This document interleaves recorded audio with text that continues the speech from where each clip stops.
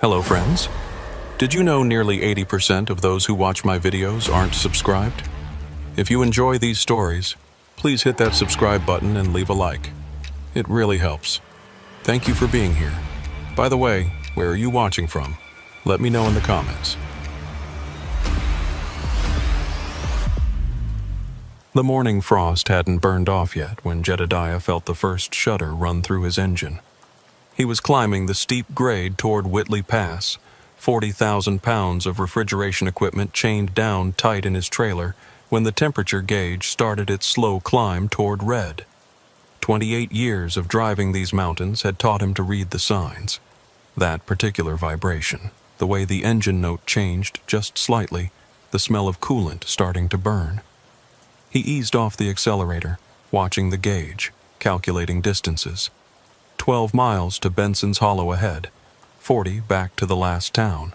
No good options. The steam started as wisps, then billowed white against the cold morning air. Jedediah spotted a pull-off barely wide enough for his rig and eased over, setting the brakes with practiced precision. The shoulder dropped off sharp on the right, nothing but pine trees and a 200-foot fall. On the left, the mountain rose like a wall. He killed the engine and sat for a moment, listening to the tick of cooling metal. The mountains were silent except for wind through the pines.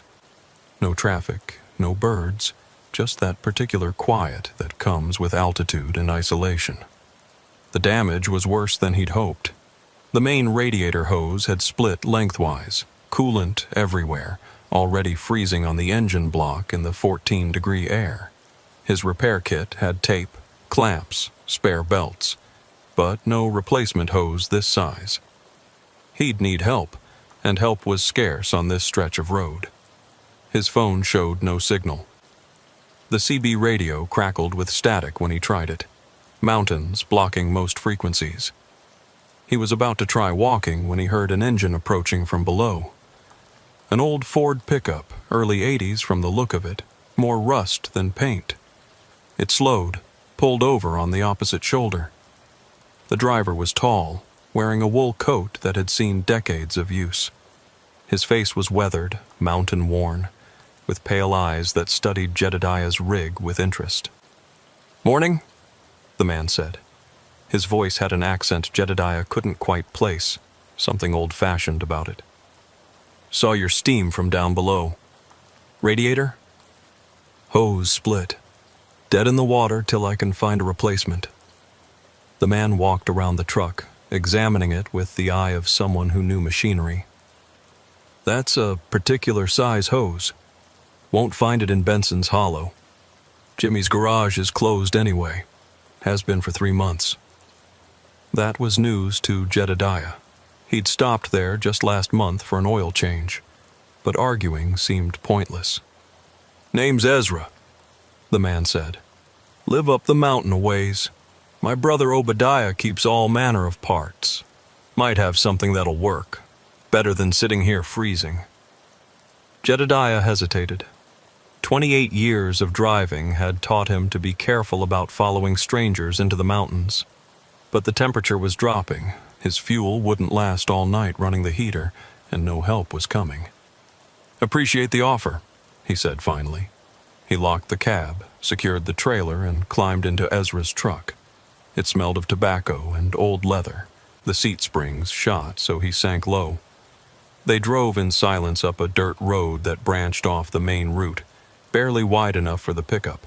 The trees pressed close, branches scraping the sides. "You haul through here regular?" Ezra asked. "Few times a year, based out of Johnson City." "Family man?" "Wife and 2 kids." Ezra nodded slowly. "Family's important. Most important thing there is. That's why we stay up here, away from all that." He gestured vaguely toward the valley. The house appeared suddenly around a curve, bigger than Jedediah expected. 2 stories of weathered wood and stone, smoke rising from 2 chimneys. Other buildings clustered around it, and vehicles in various states of repair sat rusting in the yard. Dogs appeared as they parked, 3 of them, big and lean. They watched with the intensity of animals that took their job seriously. Ezra held up a hand and they sat, but their eyes never left Jedediah. A woman emerged from the house, tall and severe, wearing a dress that might have been fashionable 50 years ago. "This is Prudence, my wife," Ezra said. "This is... I didn't catch your name." "Jedediah." "Biblical name," Prudence said, her voice softer than her appearance suggested. "You don't hear those much anymore. Jedediah's truck broke down, needs a radiator hose." She studied him for a long moment. "Obadiah's in the workshop. Always is this time of day." The workshop was exactly what you'd expect. Tools everywhere, parts hanging from rafters, the smell of oil and metal thick in the air. A man was bent over an engine block, and when he straightened, Jedediah saw he could have been Ezra's twin. Same height, same angular face, same pale eyes. "This is Jedediah. Needs a radiator hose for a 2014 Kenworth, 15-liter.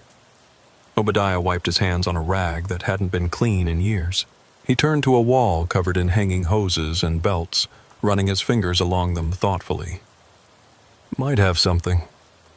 He pulled down several hoses, examining each carefully before selecting one. "Should fit. Might need some persuading, but it'll hold." "How much?" Obadiah looked at Ezra, some silent communication passing between them. "No charge," Ezra said. "We help travelers when we can. Mountain way." It seemed too generous, but Jedediah wasn't in a position to argue. "I appreciate that." "After lunch," Ezra said. "Prudence will have food ready. Bad luck to work on an empty stomach." Jedediah wanted to protest, wanted to get his truck fixed and get moving, but something in Ezra's tone suggested this wasn't negotiable, and he was hungry, having skipped breakfast to make better time. The house was warmer than expected, a wood stove putting out serious heat. The dining table was already set for 4, good china that seemed out of place in the rustic setting. Prudence brought out food with practiced efficiency. Stew thick with meat and vegetables, warm bread, butter in an antique dish. They ate mostly in silence. The stew was excellent. The meat tender with a gamey flavor that suggested it hadn't come from a store. Venison, probably, or maybe wild boar. "You said Jimmy's garage has been closed 3 months," Jedediah said eventually. "I was just there in October." The three of them exchanged glances. "Jimmy died in September," Obadiah said finally. "Funeral was September 20th. I was there." Jedediah felt confused. He could picture Jimmy clearly, complaining about his wife's health food kicks. But memory could play tricks, especially with all the small towns blending together. "Maybe you're thinking of another garage," Prudence suggested. "Maybe," Jedediah agreed, though he knew he wasn't. After lunch, they drove back to his truck in a different vehicle, newer, with tools in the bed. Obadiah worked efficiently, draining the remaining coolant, removing the damaged hose, fitting the replacement. It didn't match exactly, but it fit. "Start her up," Obadiah said. The engine rumbled to life, temperature gauge sitting normal. Jedediah let it idle, watching for problems, but everything seemed fine. "Should get you where you're going," Obadiah said. "Might want to get a proper replacement when you can." "I can't thank you enough. You sure I can't pay you?" "We help when we can," Ezra repeated. "Mountain way." They drove off before Jedediah could respond. He sat in his cab for a moment, grateful but unsettled. Something about the afternoon felt off, though he couldn't say what. The way they'd appeared exactly when needed. The way they'd had exactly the right part. The way they'd known things they shouldn't know. But the truck was running, and he had a delivery to make. He pulled back onto the road and continued up the pass. The engine ran strong, no signs of trouble. He'd make Charlotte by midnight if the weather held. About 10 miles later, his radio crackled to life. He hadn't turned it on. "Jedediah," Ezra's voice, clear despite the static. "Yeah?" "You forgot something." Jedediah checked his pockets. Phone, wallet, keys, everything was there. What did I forget? To ask the right questions. Like why we were really on that road this morning.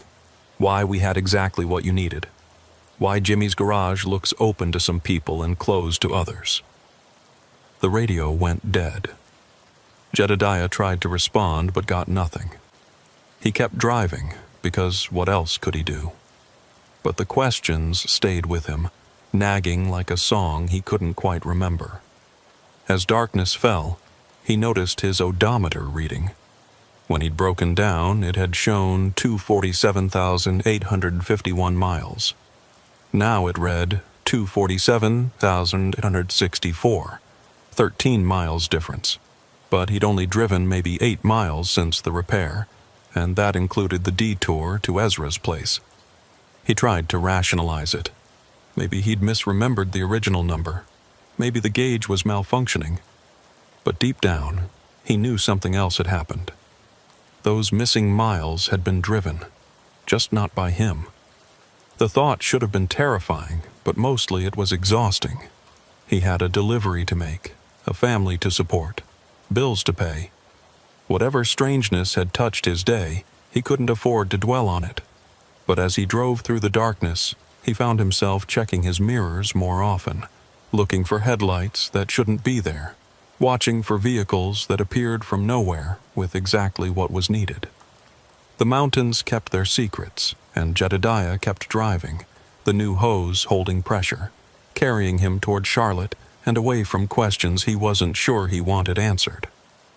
3 weeks passed before Jedediah took another mountain route. The Charlotte delivery had gone fine, the repair held, and he'd gotten a proper replacement hose at a shop in Tennessee. But the questions from that day stayed with him, especially at night when the road was empty and his mind had time to wander. The call came on a Tuesday. Premium rate for a rush delivery through the same pass, same client, same refrigeration units. Jedediah hesitated, then accepted. Bills didn't pay themselves, and avoiding a profitable route because of some strange encounter would be foolish. This time he checked everything twice before leaving. Fluids topped, belts tight, hoses secure. He even carried spare hoses, though he told himself it was just good practice, not superstition.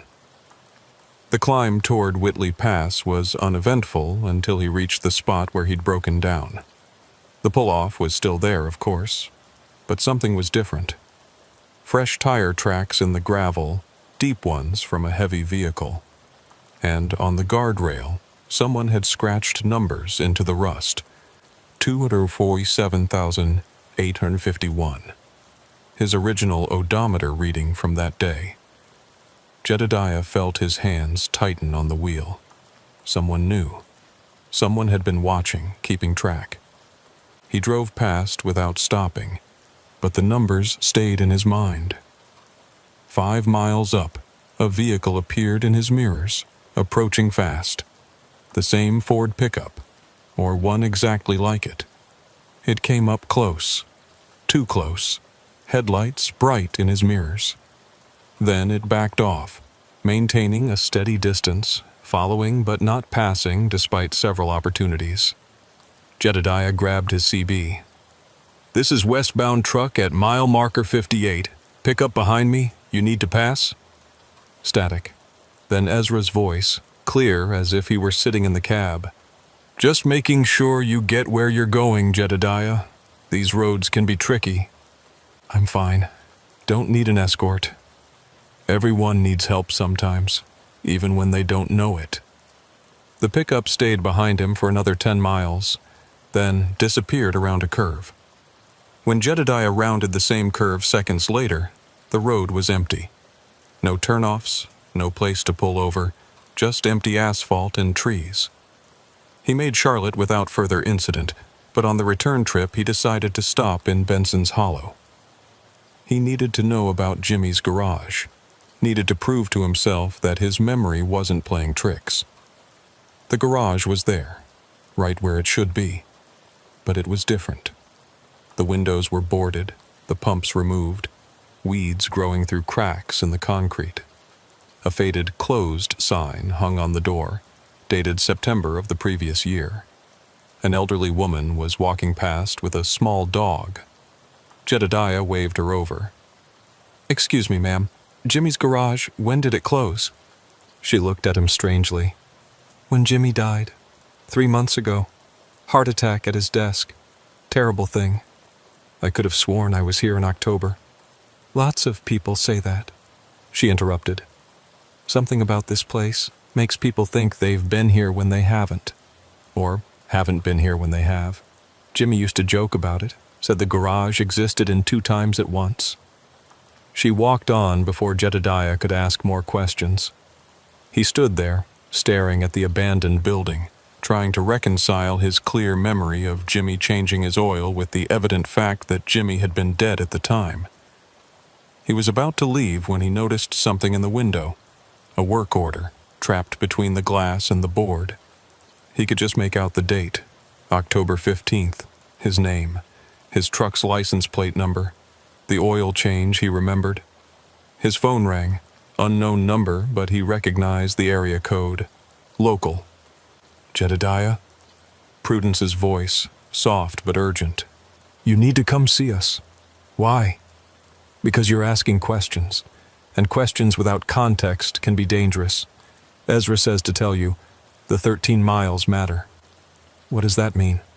"It means you drove them, but not when you think. Come to the house. Same road, same turn. We'll explain what we can." She hung up before he could respond. Jedediah sat in his truck, engine idling, trying to decide. The rational part of his mind said to drive away, forget all of it, stick to interstate routes from now on. But the questions wouldn't let him go. Those 13 miles, the work order for a dead man's garage, the truck that disappeared on an empty road. He drove back up the mountain, found the turnoff, followed the dirt road to the house. It looked exactly the same, smoke rising from the chimneys, dogs watching from the yard. But this time, there were other vehicles. Older trucks mostly, and a few cars that looked like they'd been there for decades. Ezra met him at the door. "Glad you came. Truth is easier to swallow with coffee." The kitchen was full of people, men mostly, but a few women, all with that same mountain-worn look. They watched Jedediah with expressions that ranged from curiosity to suspicion. "This is the one?" an older man asked. "This is him," Ezra confirmed. "Drove the 13 miles, came back unchanged." "That's rare," someone said. "Most who drive those miles don't come back at all." Jedediah set down his coffee cup harder than necessary. "Someone want to explain what you're talking about?" Obadiah spoke from the corner where he'd been silent. "The pass has thin spots, places where time works different. You broke down at one of them. We helped you, yes, but while your truck was being fixed, it was also being driven. 13 miles through a different when." "That's insane." "Is it?" Prudence asked. "You have a work order from a dead man. You remember things that couldn't have happened. You've seen vehicles disappear on empty roads, which is more insane, believing your own experiences or denying them. Why 13 miles specifically?" "Because that's how far it is through the thin spot and back," Ezra said. "We've been monitoring it for generations. Sometimes people slip through without meaning to, drive miles that happen in no time at all, or take hours to drive distances that should take minutes. Your truck went through while you were here eating lunch. You didn't notice because you weren't in it." "Who was driving it?"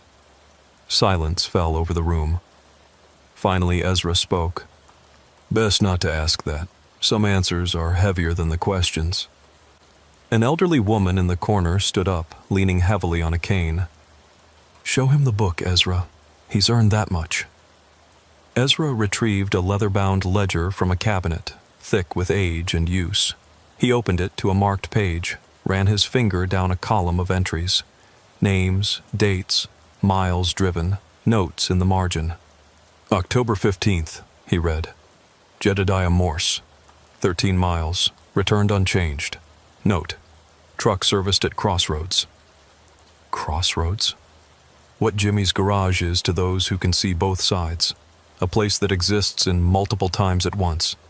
You were there in October, just not the October you think. Jedediah studied the ledger. Hundreds of entries going back decades. Most had notes like lost, changed, didn't return.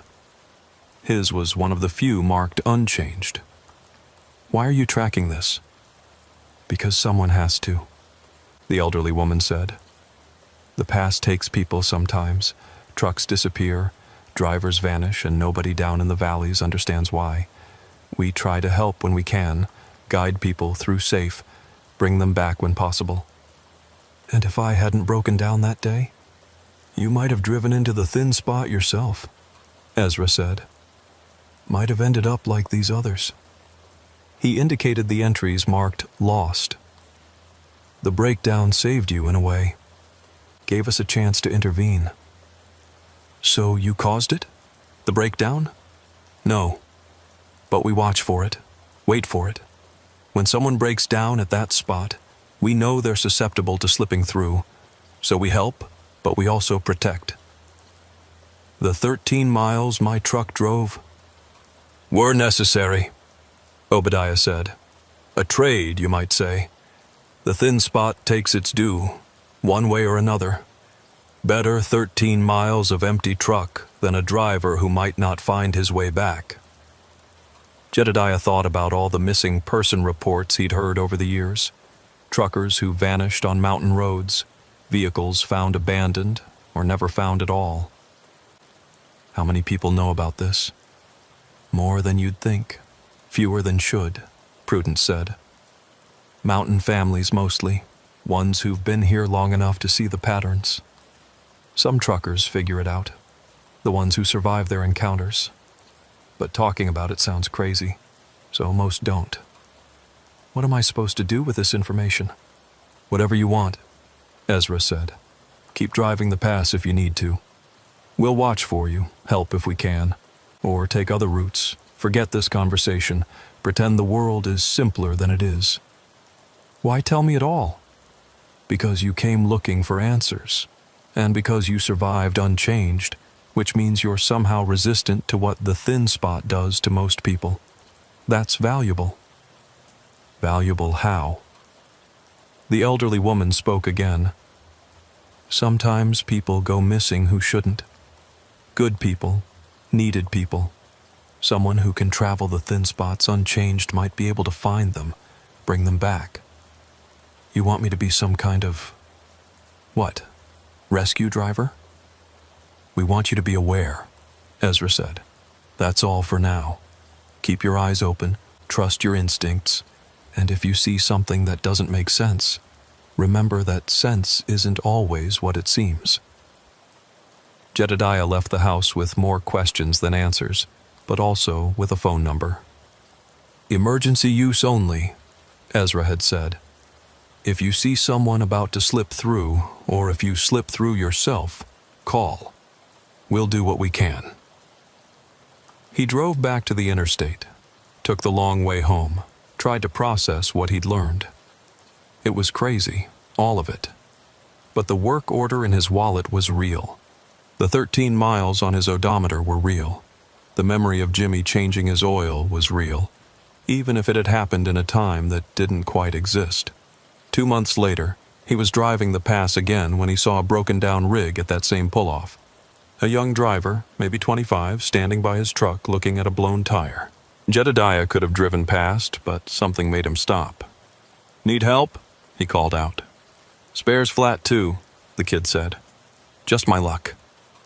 Jedediah looked at the spot, at the way the shadows fell, at the faint shimmer in the air that might have been heat distortion or might have been something else. Let me call someone, he said, pulling out his phone. I know some folks who can help. Ezra answered on the first ring. The young driver at the pull-off? We see him. 20 minutes. They arrived in 15, Ezra and Obadiah in a truck with 2 spare tires that happened to be exactly the right size. They worked quick and efficient, Got the kid back on the road without any mention of thin spots or missing miles. "Thanks," the kid said to Jedediah before leaving. "Lucky you stopped." "Yeah," Jedediah agreed. "Lucky." After the kid drove off, Ezra turned to Jedediah. "You saw it. The shimmer. You knew he was in danger." "I don't know what I saw." "You saw enough. That boy would have changed his tire himself, driven straight into the thin spot at the worst possible time. Would have been another lost entry in the book. So I saved him?" "You gave us the chance to save him. That's what we meant by valuable." The pattern continued for 6 months. Jedediah would drive the pass, sometimes seeing nothing unusual, sometimes spotting that telltale shimmer in the air. When he did, he'd call Ezra, and they'd find a way to intervene. A convenient breakdown, a sudden detour, something to keep the potential victim away from the thin spots at the wrong time. But then came the night that changed everything. It was late November, the pass already treacherous with black ice. Jedediah was hauling a load of steel beams, heavy enough that he had to take the grades slow. Snow had started falling an hour back, thick flakes that cut visibility to maybe 50 feet.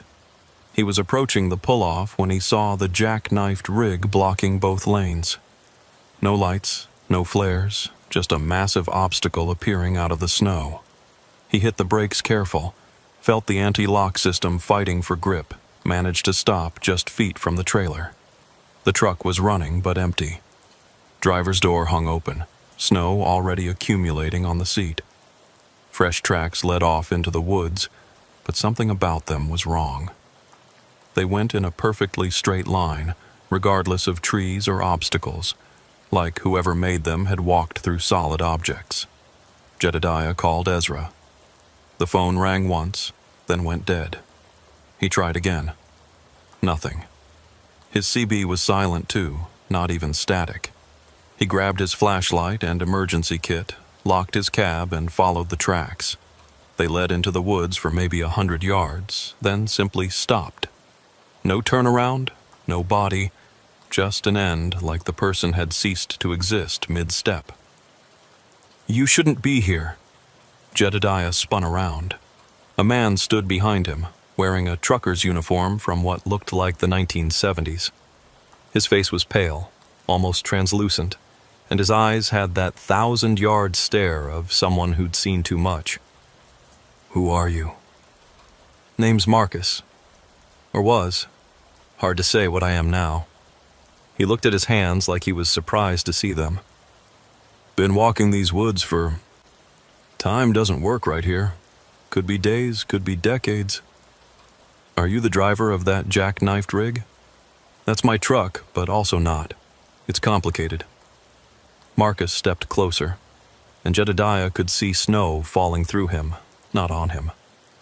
"You're one of Ezra's watchers, aren't you? Trying to save people from the thin spots?"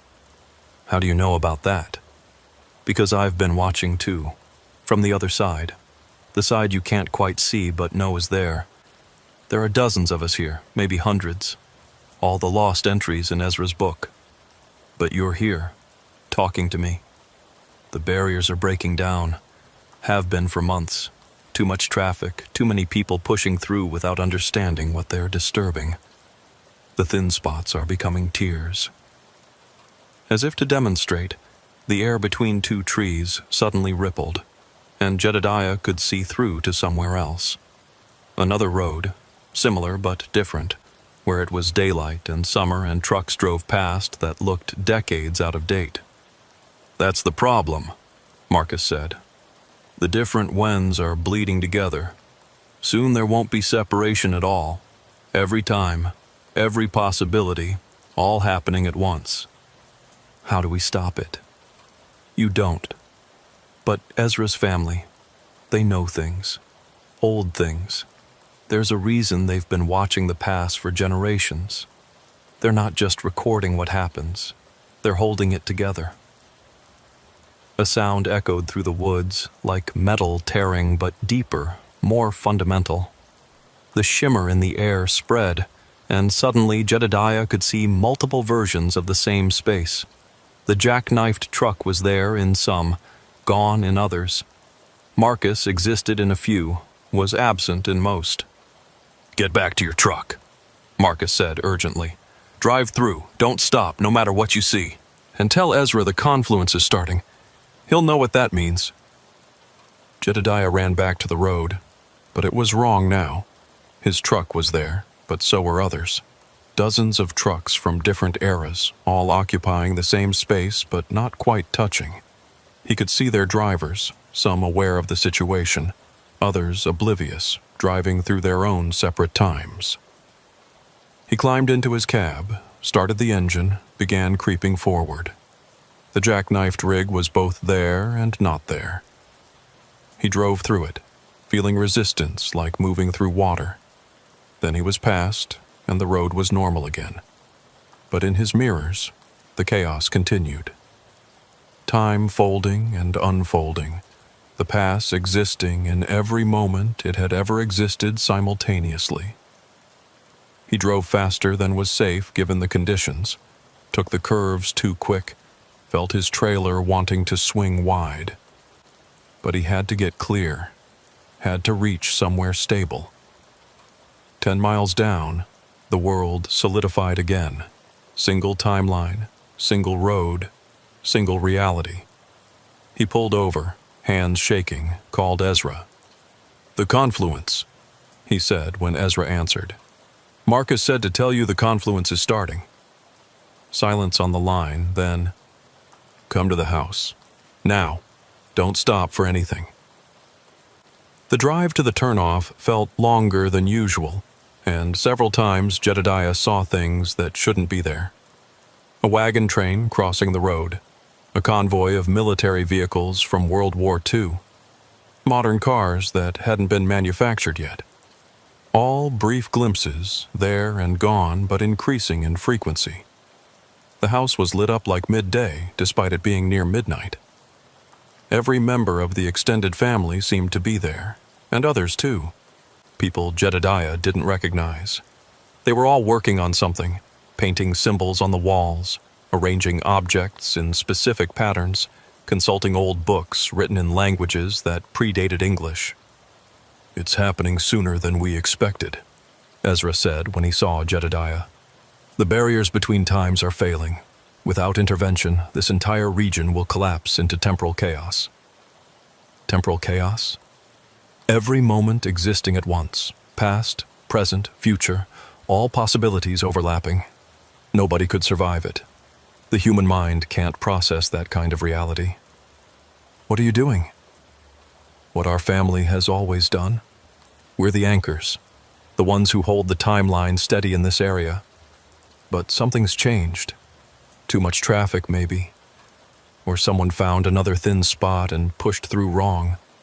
The system is failing." Prudence approached carrying an old photograph. It showed the past from maybe a century ago, but with the same shimmer in the air Jedediah had learned to recognize. "This has always been a problem area," she said. "The mountains here, they're old in ways that have nothing to do with geology. They remember every moment they've existed, and sometimes they forget to keep those moments separate. So what do we do?" "We perform the binding," Obadiah said from across the room. "Same as our great-great-grandfather did in 1894, same as his grandfather did before that. We convince the mountain to maintain linear time." "Convince? Wrong word, maybe," Ezra admitted. "We make a deal. The mountain gets what it wants, we get stability." "What does a mountain want?" "Witnesses," the elderly woman from before said. She was sitting in a chair, looking exhausted. "It wants to be remembered, to have its stories told. That's what the 13 miles are about. People driving through its memories, experiencing its past. But if everyone did that, chaos. So we limit it, control it. A few people here and there, carefully managed. The mountain gets its witnesses, humanity gets linear time. And if the system fails?" Everyone looked at each other, and Jedediah saw fear in their faces. Then we reset, Ezra said quietly. Go back to a point before the failure and try again.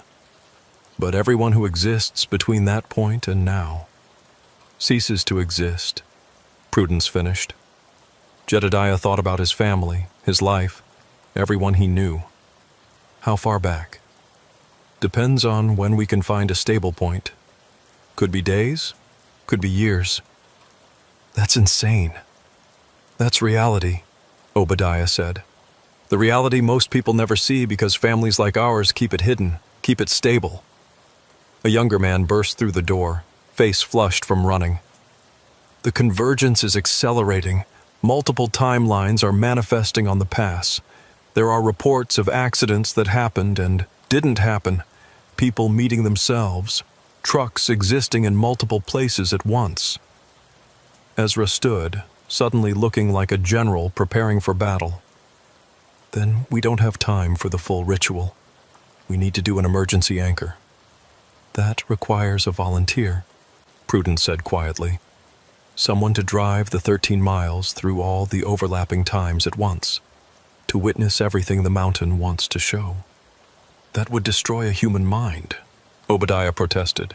Not necessarily, the elderly woman said, looking at Jedediah. Not if the person was already resistant, already proven they could handle the thin spots. Everyone turned to stare at Jedediah. You want me to drive through that chaos? You're the only one who can, Ezra said. You've already driven the 13 miles once and came back unchanged. You have resistance we don't understand but can't ignore. What happens if I fail? We all cease to exist and try again in an earlier timeline where you might succeed. And if I succeed? The timelines separate, stability returns, and life continues normally. Plus, you'll have memories of every moment this pass has ever existed, the weight of centuries of travel, every story, every life that crossed these mountains. Jedediah thought about the jackknifed truck, about Marcus walking through trees, about the chaos spreading down the mountain toward populated areas. What do I have to do? Drive the pass, Ezra said. Start at the bottom, drive to the top, then back. 13 miles exactly. Don't stop.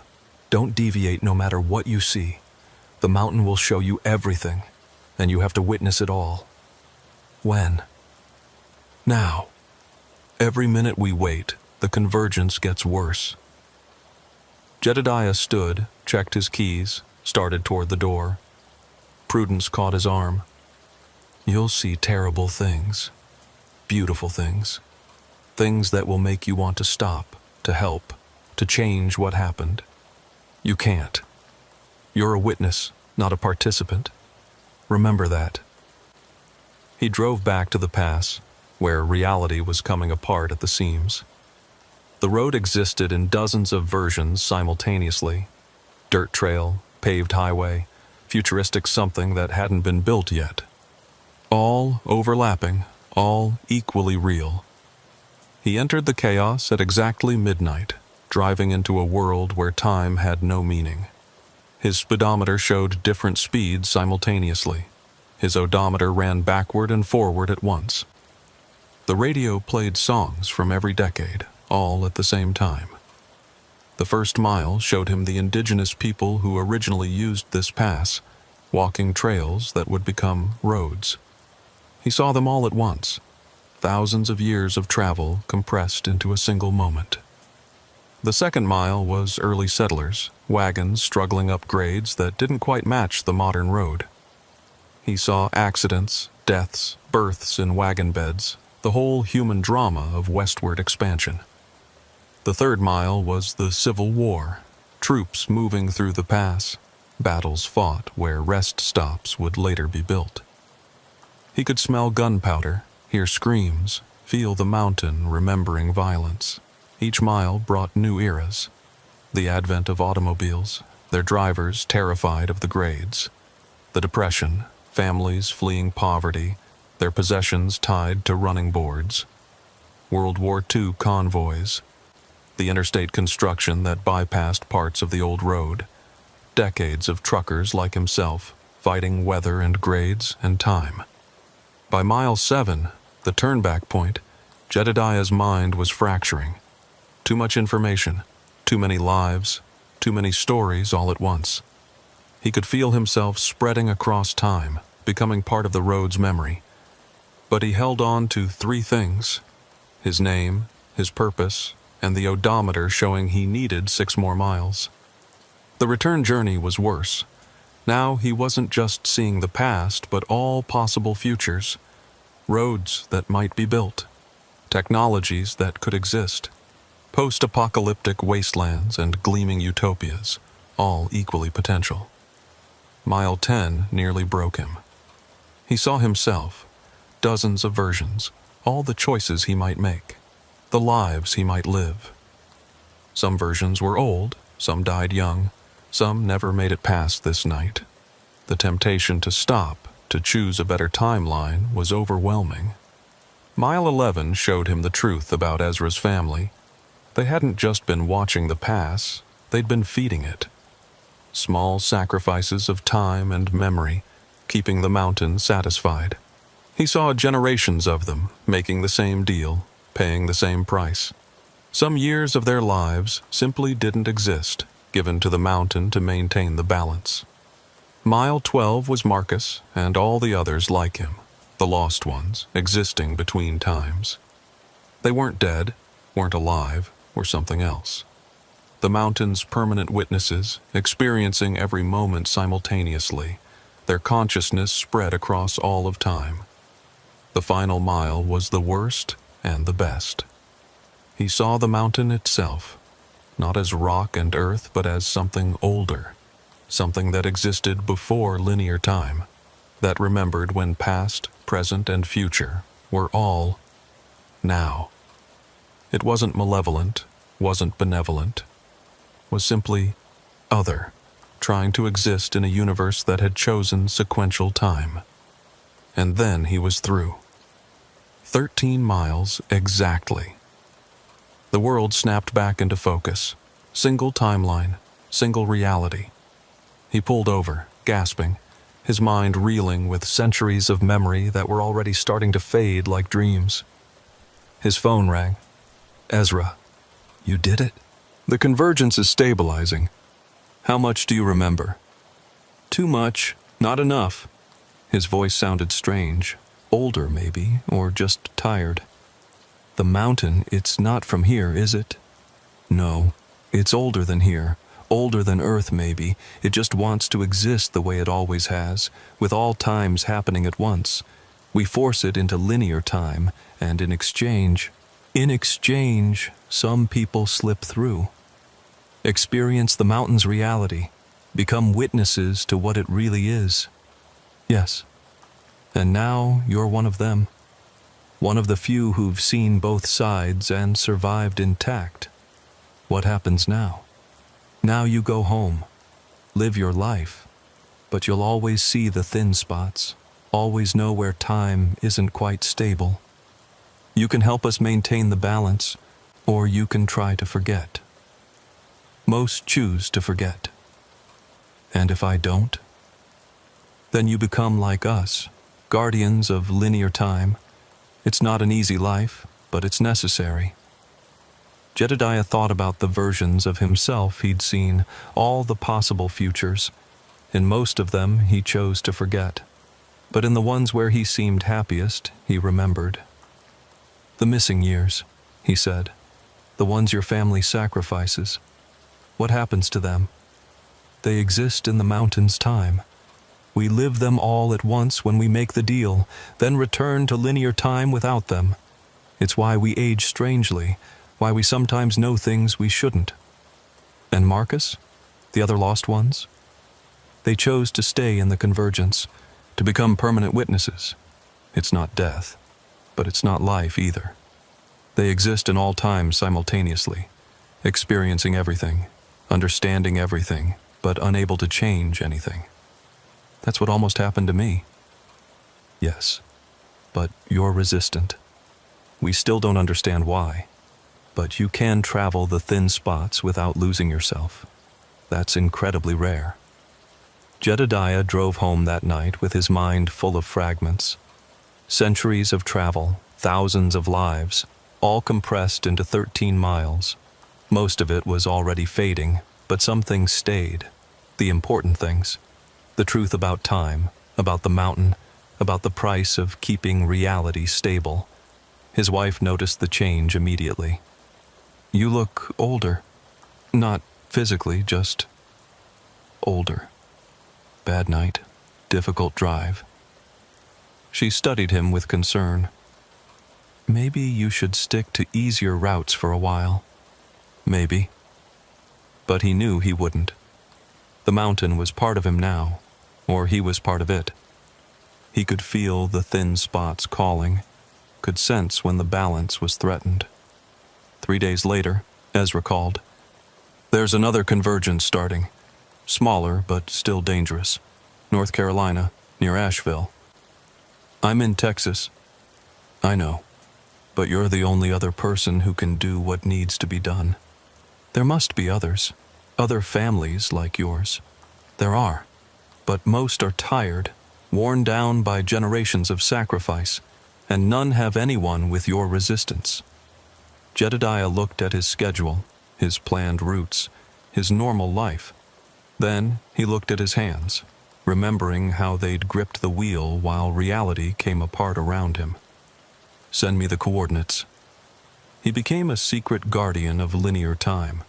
To the world, he was just a trucker, hauling loads across the country. But to the families who knew, who watched, who maintained the balance, he was something else. The one who could drive through convergences and come back. The one who could witness the mountain's truth without becoming lost in it. Years passed. He aged, but strangely, sometimes younger, sometimes older, as if his personal timeline wasn't quite synced with everyone else's. His wife noticed, but didn't ask questions, sensing that the answers would be harder to live with than the mystery. He trained others when he could, looking for that rare resistance, that ability to see time's instability without being destroyed by it. Most failed the test, forgetting the experiences as soon as they were over. But a few remembered, joined the network of watchers. The convergences came more frequently as traffic increased, as the world sped up, as humanity pushed harder against the boundaries of what was possible. Each time, someone had to drive the 13 miles, witness the mountain's reality, convince it to maintain linear time for a little longer. Sometimes it was Jedediah.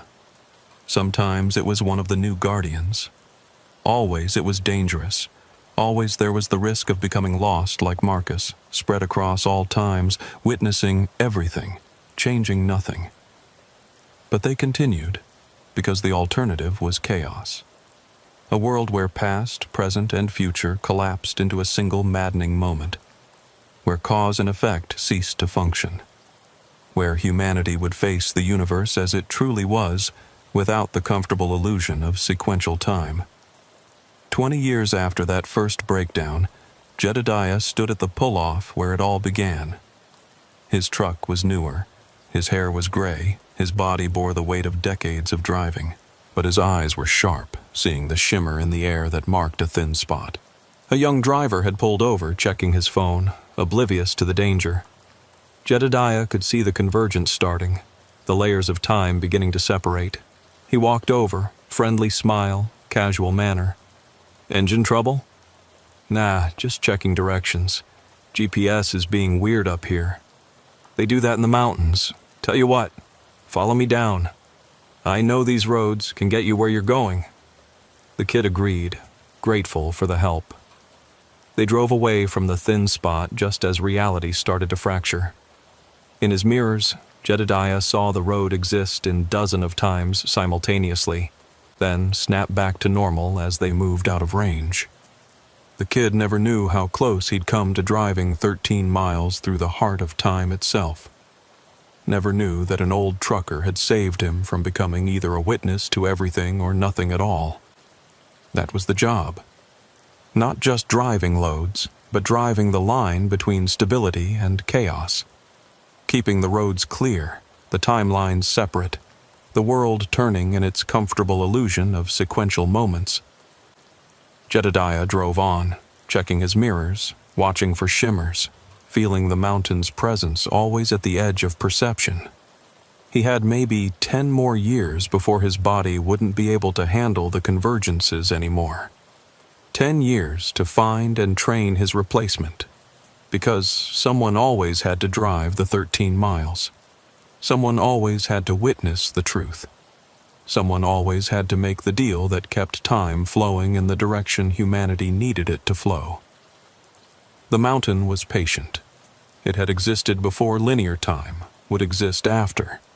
But for now, for this brief moment in its existence, it agreed to play by humanity's rules. As long as there were witnesses, as long as someone remembered what it truly was, as long as someone was willing to drive those 13 miles through the heart of forever and come back to tell the tale, even if they could never truly tell it, even if the world would never believe it, even if the only proof was in the shimmer of air on a mountain road and the certain knowledge that time was more fragile than anyone dared imagine. Elijah checked the manifest twice before signing. 12 pallets of mining equipment bound for the Blackwood Coal Company, though the address seemed off, just end of Route 1247, Harrow County. The dispatcher kept adjusting his glasses nervously, which should have been Elijah's first warning. "Standard delivery?" Elijah asked. "Standard equipment, yeah, but the location." The man trailed off. "The family's up there. They don't much like outsiders, especially since the company pulled out." It was noon when Elijah began the drive into the mountains. His freightliner was loaded heavy but balanced, 40,000 pounds of what the manifest claimed was mining equipment. Route 1247 started normal enough, but degraded quickly. Asphalt to patches, patches to gravel, gravel to dirt, rutted by years of heavy trucks. The first signs of habitation came an hour in. Not houses exactly, more like structures built from whatever was available. Tar paper roofs, walls of mixed materials, smoke rising from pipes that served as chimneys. People watched from porches and windows. Men in worn coveralls, women in faded dresses, children who should have been in school standing barefoot in yards of packed dirt. Nobody waved. Nobody smiled. They just watched. The road forked ahead with no signs. According to his hand-drawn map, he should go right, but the left showed fresh tire tracks. He chose left, figuring active use meant through passage. 5 miles later, the road opened into a clearing. The mine entrance was obvious, a dark mouth in the mountainside reinforced with massive timbers. But this wasn't the operational mine he'd expected. The equipment was decades old, rust-covered, held together with welding and determination. Men worked with hand tools mostly, the kind of operation that should have been shut down by safety inspectors years ago. A man separated from the group, walking with the kind of authority that didn't need announcement. Maybe 40, built solid from a lifetime of physical labor, clean-shaven, unusual for these parts.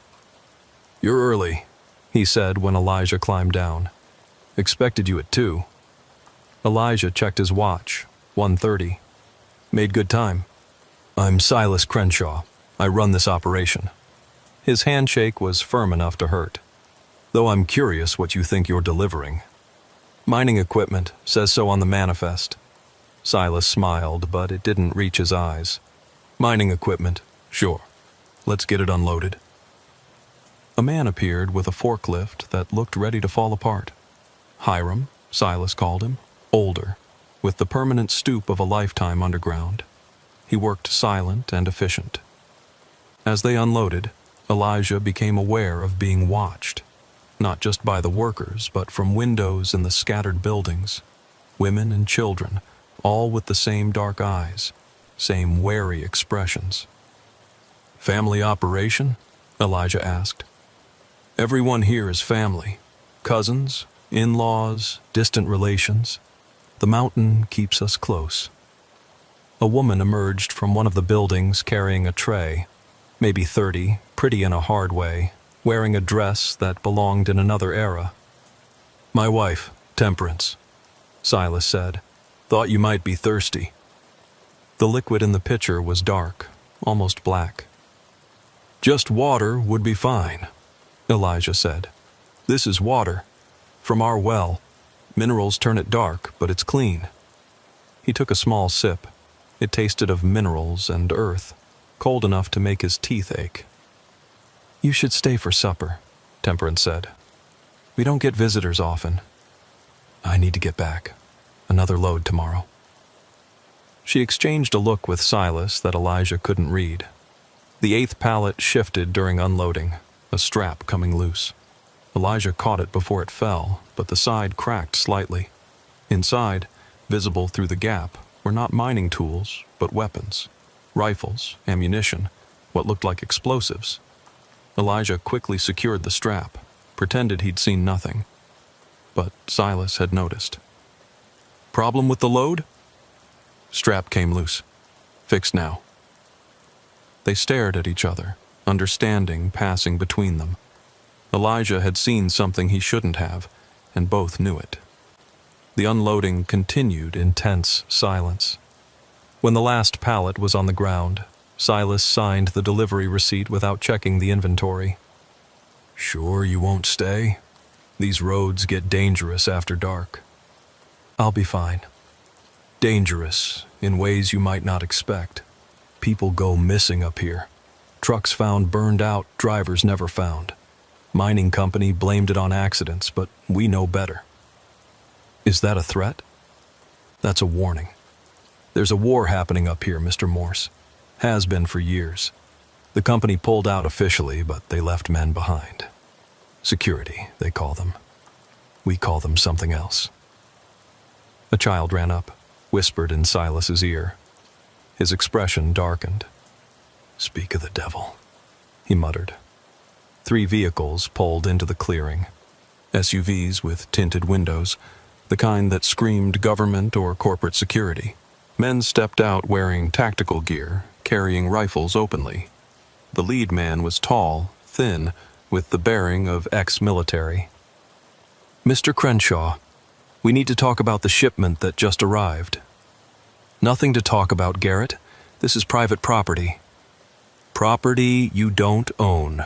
The mineral rights still belong to Blackwood, which means everything under this ground and anything used to extract it is ours to inspect. Your company abandoned this mine, abandoned these people. We suspended operations, different thing legally." Garrett's eyes moved to Elijah's truck, to the unloaded pallets. "This shipment was meant for our operations in Kentucky. Funny how it ended up here instead." "Don't know anything about that?" "No? The serial numbers on those crates will tell a different story." The tension was electric. Elijah counted armed men on both sides. The miners had emerged from buildings carrying tools that could become weapons, picks, hammers, pry bars. But they were outnumbered and outgunned. "You should leave," Silas said quietly. "This doesn't concern you." But Garrett stepped forward. "Actually, it does. Mr. Morse here just delivered stolen property. That makes him an accessory." "I just haul what I'm paid to haul," Elijah said. "And you'll testify to that? In court? Under oath?" Garrett smiled. "Or would you rather we check what's really in those crates? Because I'm betting it's not mining equipment." "You got a warrant?" Silas asked. "Don't need one. Homeland Security. These mountains are full of sovereign citizen types, militias, domestic terrorists. One phone call and this place is swarming with feds. Make your call then." Garrett pulled out a satellite phone, started dialing. Silas watched him, calculation in his eyes. The armed men on both sides shifted slightly, fingers moving closer to triggers. "Wait," Temperance said, stepping forward. "No need for calls. Check the crates if you want. It's just equipment. Old stuff we bought surplus." Garrett paused, studying her. "Open one." Hiram looked at Silas, who nodded slightly. He approached one of the crates, not the one Elijah had seen into, and pried it open. Inside were indeed mining tools, old but functional. "All of them," Garrett said. "That'll take hours." "Then we'd better get started." This was escalating toward something bad. Elijah could feel it. When they opened the crate with the weapons, there would be violence. These families were cornered, desperate, and armed. Garrett's men were professional but outnumbered by people who knew this terrain. "I need to go," Elijah said. "Got another run tonight." "You're not going anywhere," Garrett said. "You're a material witness." "To what? A delivery? I've got paperwork. Everything's legal on my end." "We'll see about that." One of Garrett's men moved to block Elijah's truck. Others spread out, creating a perimeter. The families responded, surrounding the outsiders. Children were quickly ushered inside. Women disappeared, probably to get more weapons. "This is about to go very wrong," Elijah said quietly to Silas. "It went wrong when the company decided we didn't matter," Silas replied. "When they shut down the only job source for 100 miles. When they left us to starve while they sat on mineral rights they'll never use." "Those weapons." "Protection. Garrett's men have been harassing us for months, trying to force us out so the company can sell the land to developers. This mine is all we have." A woman's scream cut through the tension. Everyone turned. One of Garrett's men had grabbed a teenage girl who'd been trying to reach one of the houses. He had his arm around her throat, using her as a shield. "Let her go," Silas said, his voice deadly calm. "Everyone backs off," the man said. "We're leaving with the truck driver and the manifest. Any problems, the girl comes too." The girl's mother appeared in a doorway holding a hunting rifle. "You let my daughter go or I'll put a hole through your head. You'll hit her too at this range." The situation balanced on a knife's edge. Elijah could see fingers on triggers, hammers being cocked, everyone waiting for someone else to make the first move. Then Silas did something unexpected. He set down his weapon, raised his hands, and walked slowly toward the man holding the girl. "Take me instead," he said. "I'm the one you want. I run this place. The girl's just a kid. Stay back. I'm unarmed. Look." Silas turned slowly, showing he had no weapons. "Let her go. Take me. I'm worth more as a hostage anyway." The man hesitated, and in that moment of uncertainty, the girl bit his arm hard. He loosened his grip just enough for her to twist away and run. Her mother grabbed her, pulled her inside. Garrett's man raised his rifle toward them, but Garrett stopped him. "Stand down. We're not here to hurt kids." "Then what are you here for?" Silas asked. "The truth. About what's really in those crates." "About what you're planning. We're planning to survive, that's all. Your company took everything else." Garrett lowered his weapon slightly. "Open the rest of the crates, all of them. Let's see what we're really dealing with." Silas nodded to his people. One by one, they opened the crates. Tools in most, some food supplies, medical equipment. Then they got to the one Elijah had seen into. "Stop," Silas said. That one you don't want to open." "Why not?" "Because once you see what's in there, there's no going back. No pretending this is just about mineral rights." Garrett approached the crate himself. "Open it." Hiram pried it open. The weapons were there, as Elijah had seen. But underneath them was something else. Documents, hundreds of them. Photos, maps. Garrett picked up one of the documents, his face paling as he read. "Where did you get these?" "Your company isn't as good at destroying evidence as they think," Temperance said. 23 miners dead from preventable accidents. Safety reports falsified. Inspectors bribed. And the big one, the aquifer contamination you've been hiding for 3 years. You can't prove any of this. We have the water samples, the medical records of everyone in this hollow getting sick, the internal memos where your bosses discuss the cover-up." Garrett set down the document carefully. "What do you want?" "We want you to leave. Stop harassing us.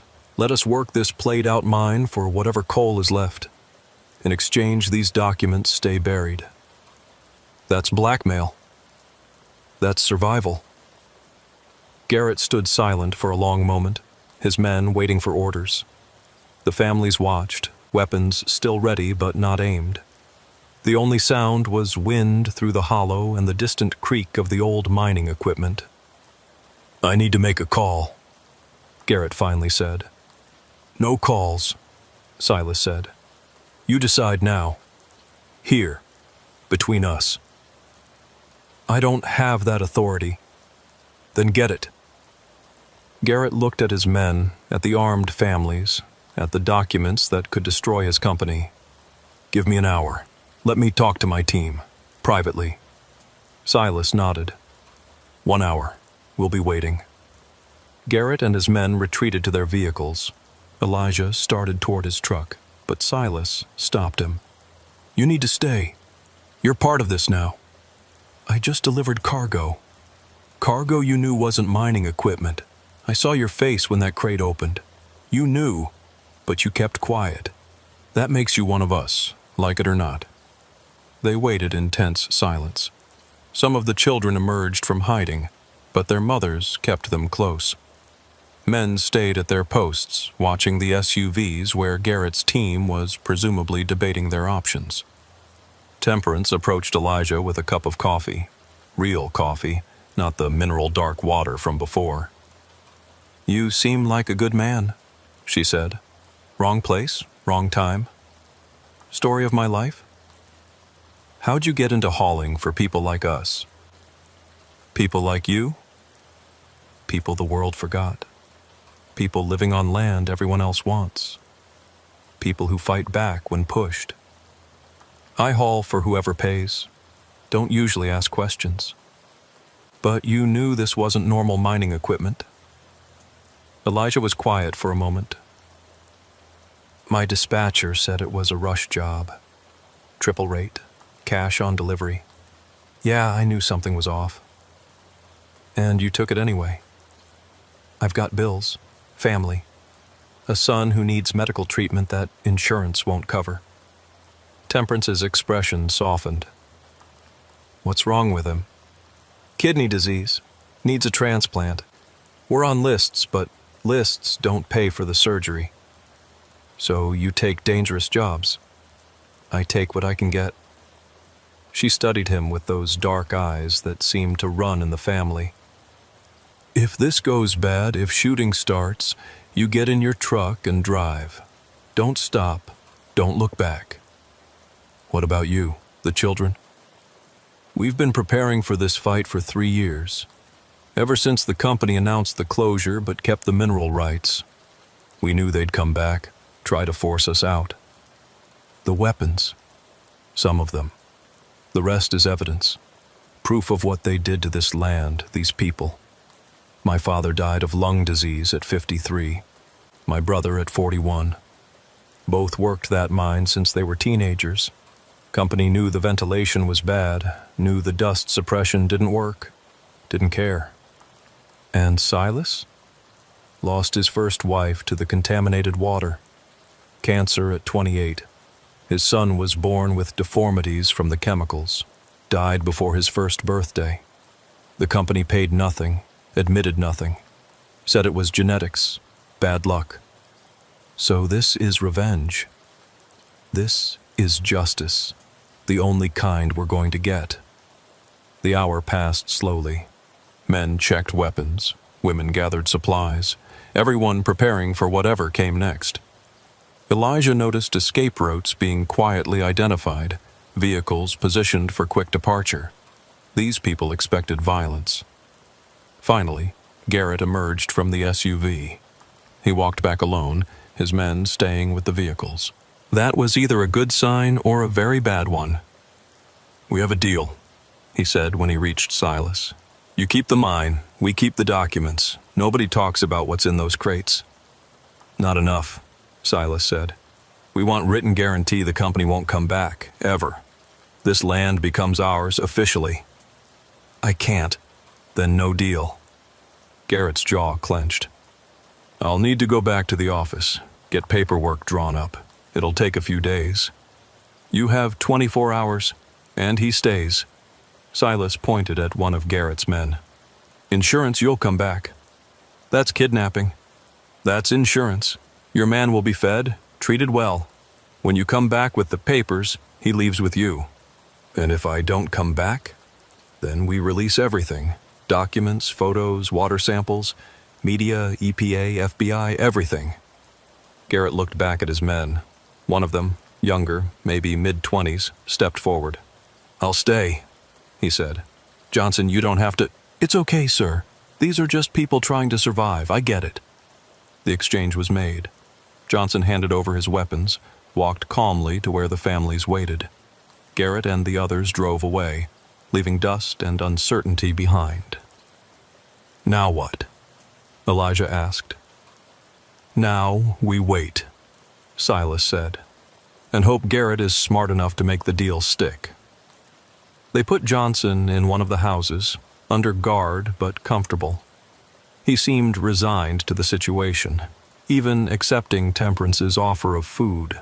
The families went back to their routines, but the tension remained. As evening fell, Elijah tried again to leave. I really need to go. My dispatcher will be wondering. Your dispatcher knows exactly where you are, Hiram said, speaking for the first time in hours. This delivery was arranged specifically because you have a reputation. You keep your mouth shut. You don't ask questions. You need money for your boy. How do you know about my son? We checked. Before we approved you for this run, couldn't risk someone who might talk. Elijah felt a chill. This was all planned. Not all, Silas admitted. Garrett showing up was expected, but not this soon. We thought we'd have time to hide the weapons, make everything look legitimate. So I was bait? You were transportation. But now you're a witness, and we need witnesses in case this goes to court. I won't testify against you. No, but you'll testify about what you've seen here. The poverty, the sickness, the way the company abandoned these people, then tried to force them out. Context matters in court. That night, they put Elijah in the same house as Johnson, though in a different room. The young security contractor was sitting at a table, writing in a notebook. Let her home? Elijah asked. Sort of. Documenting what I see here. These people, they're not what we were told. What were you told? That they were extremists, violent separatists, domestic terrorists. Johnson looked around the simple room, at the photos on the walls showing generations of miners.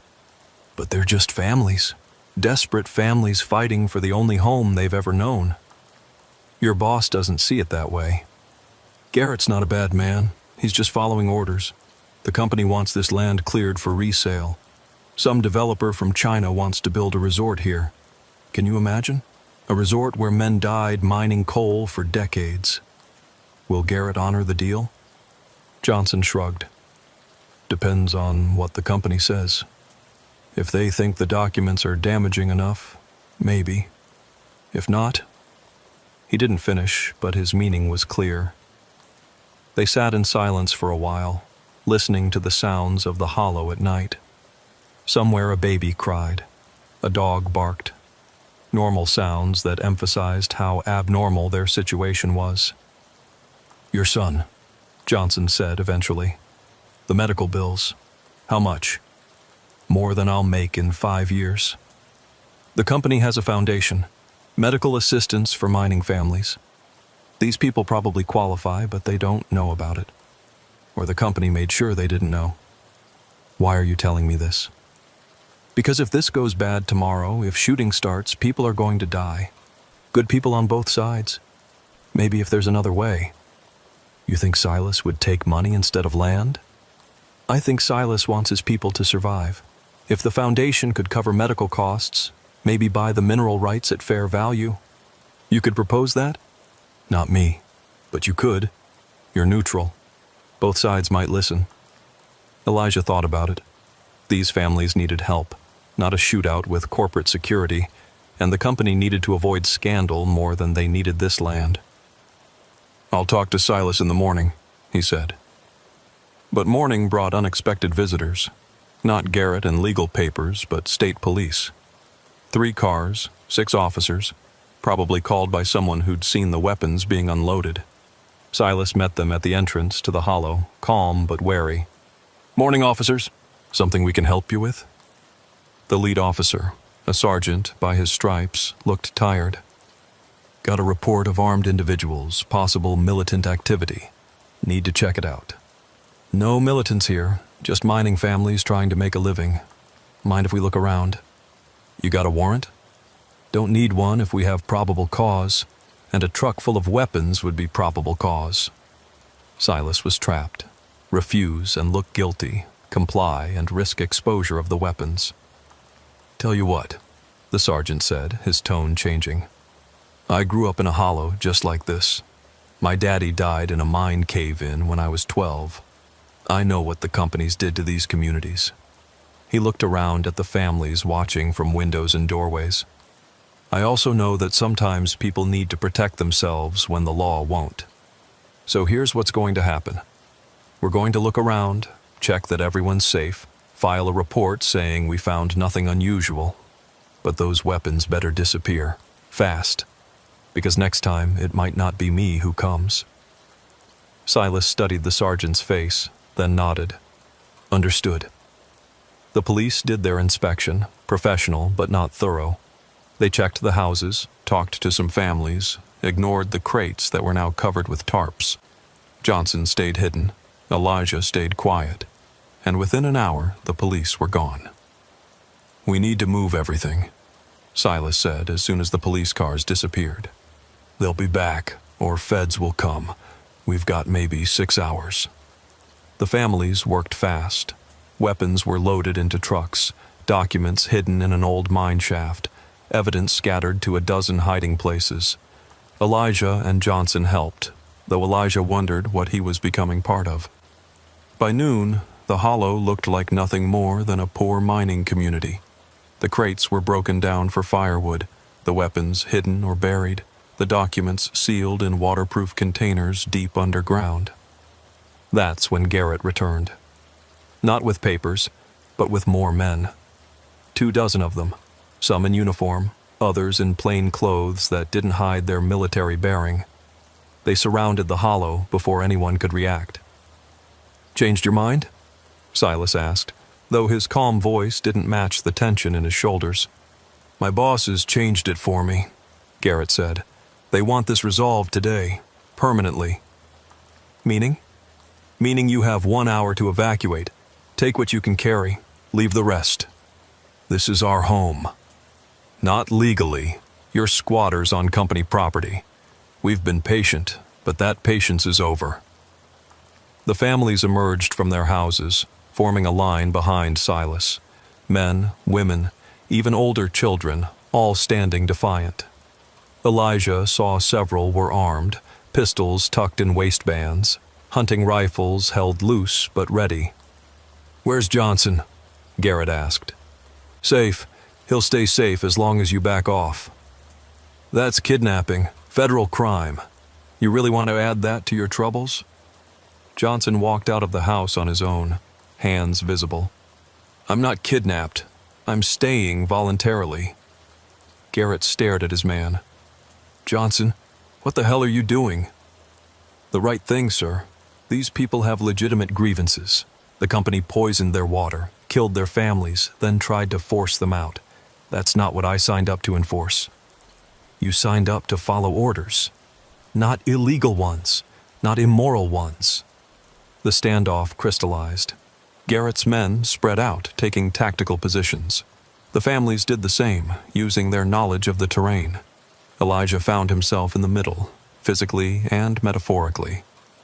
"This is going to be a massacre," he said to Garrett.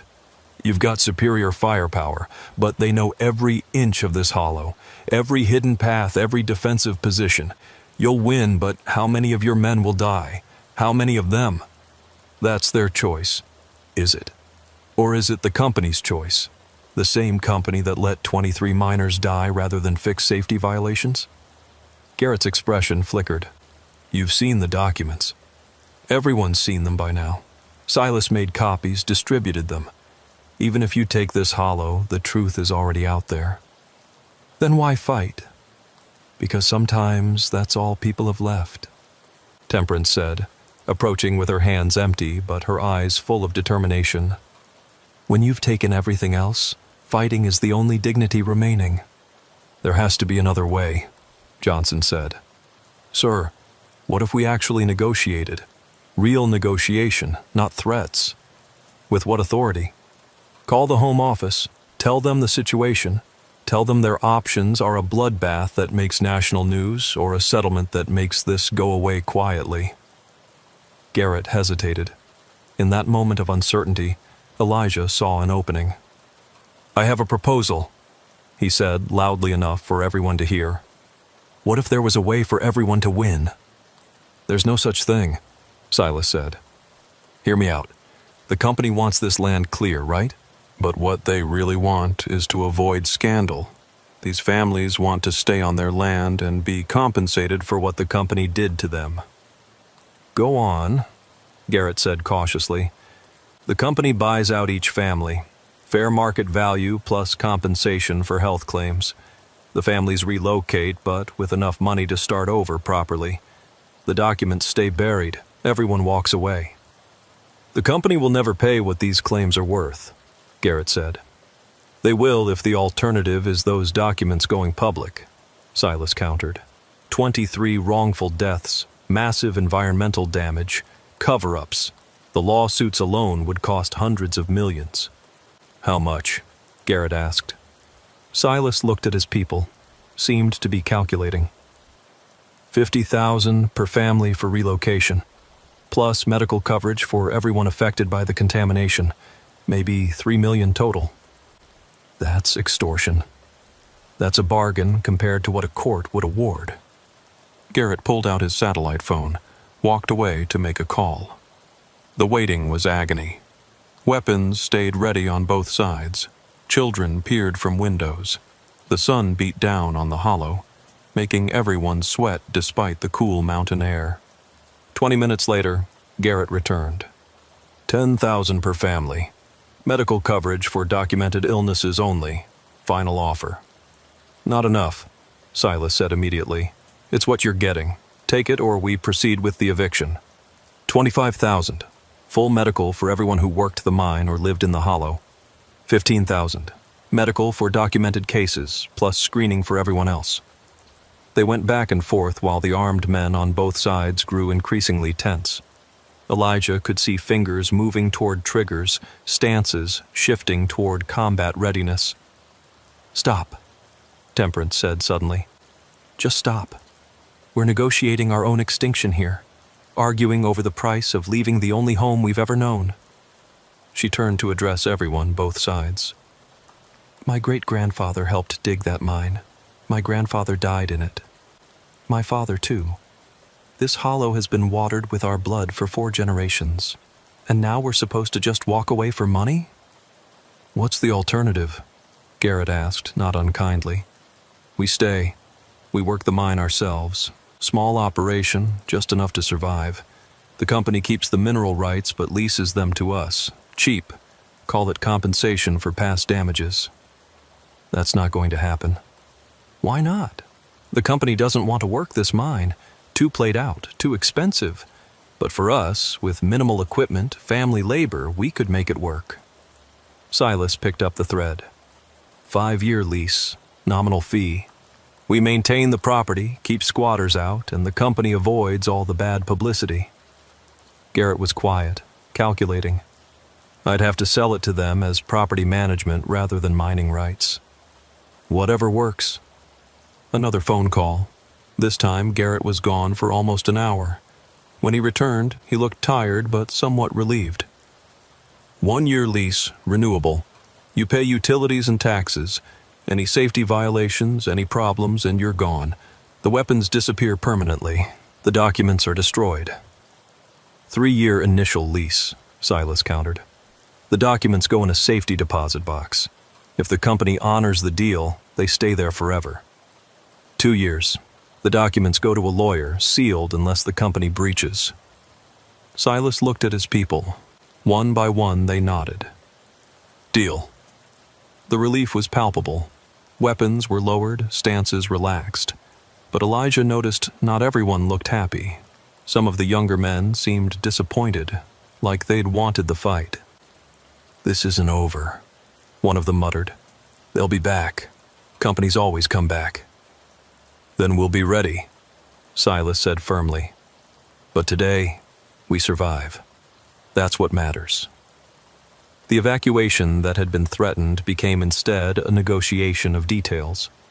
Lawyers would be involved, papers drawn up, everything made legal. It would take weeks, but the immediate crisis was over. You can go, Garrett told Elijah. Forget you were here. Forget what you saw. Hard to forget something like this.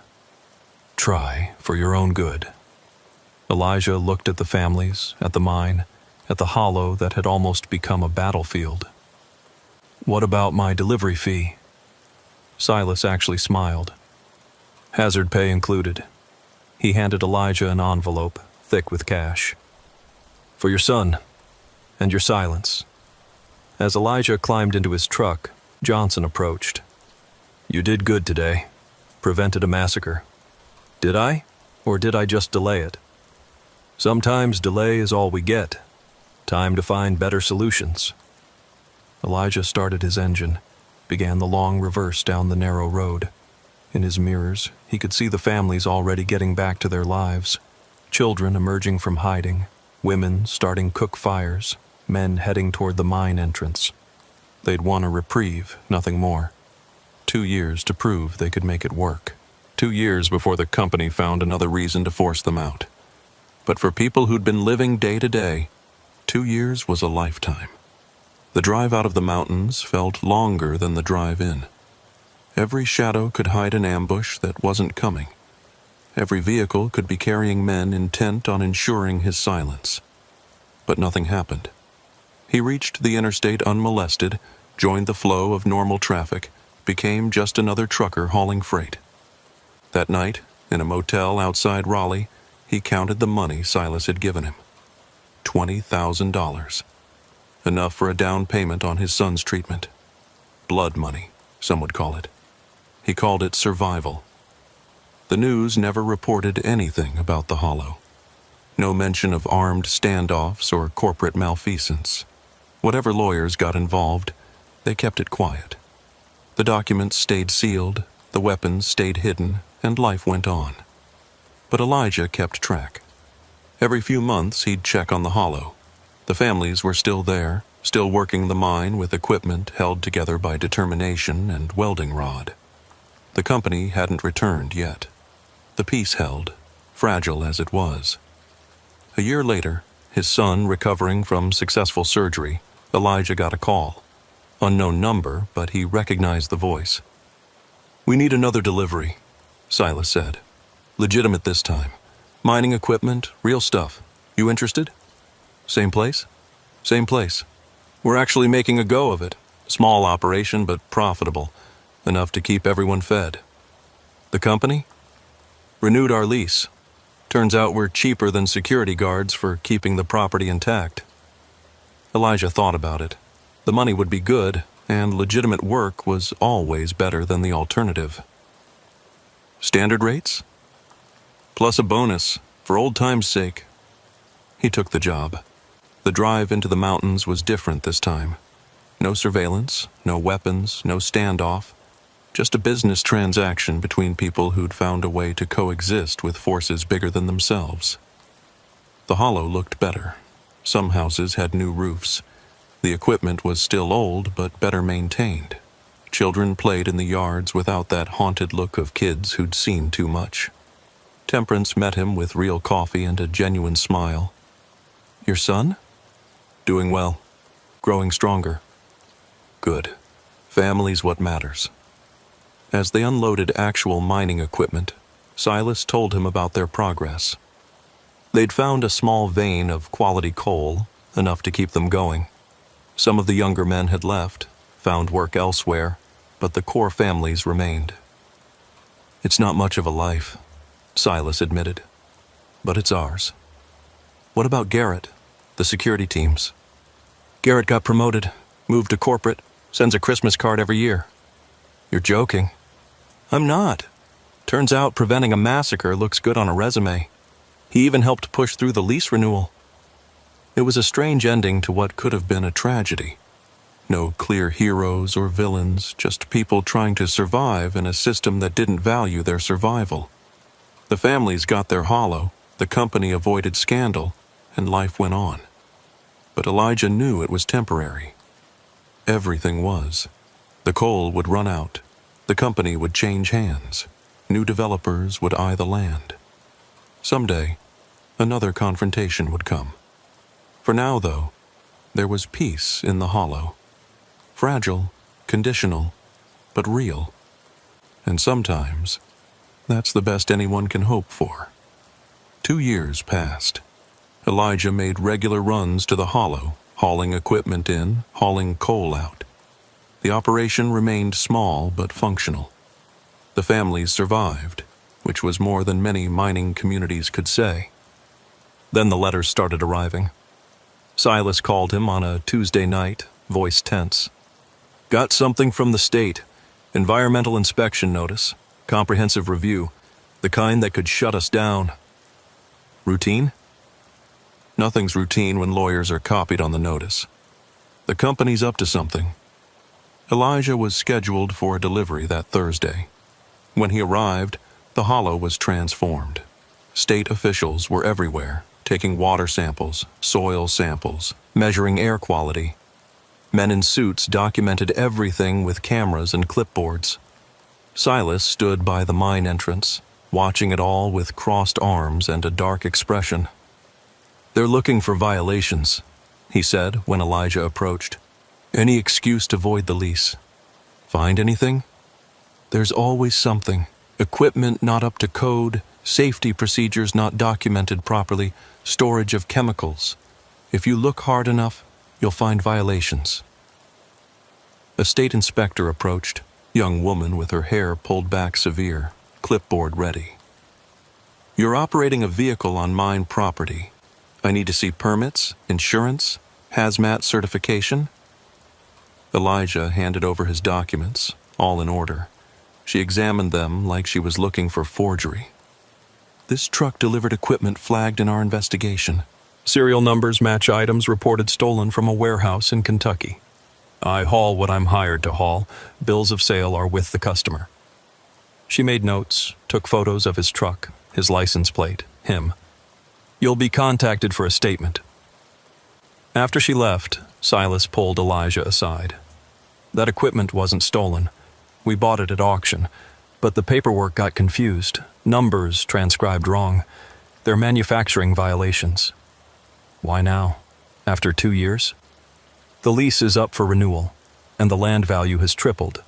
New interstate spur is going in 20 miles south. Suddenly this hollow is worth developing." Same old story. Different chapter, same story. Over the next week, the inspections intensified. OSHA arrived, then EPA, then ATF asking about explosive storage. Each agency found violations, some legitimate, most marginal. The fines started stacking up. 1,000 here, 5,000 there, more than the mine made in profit.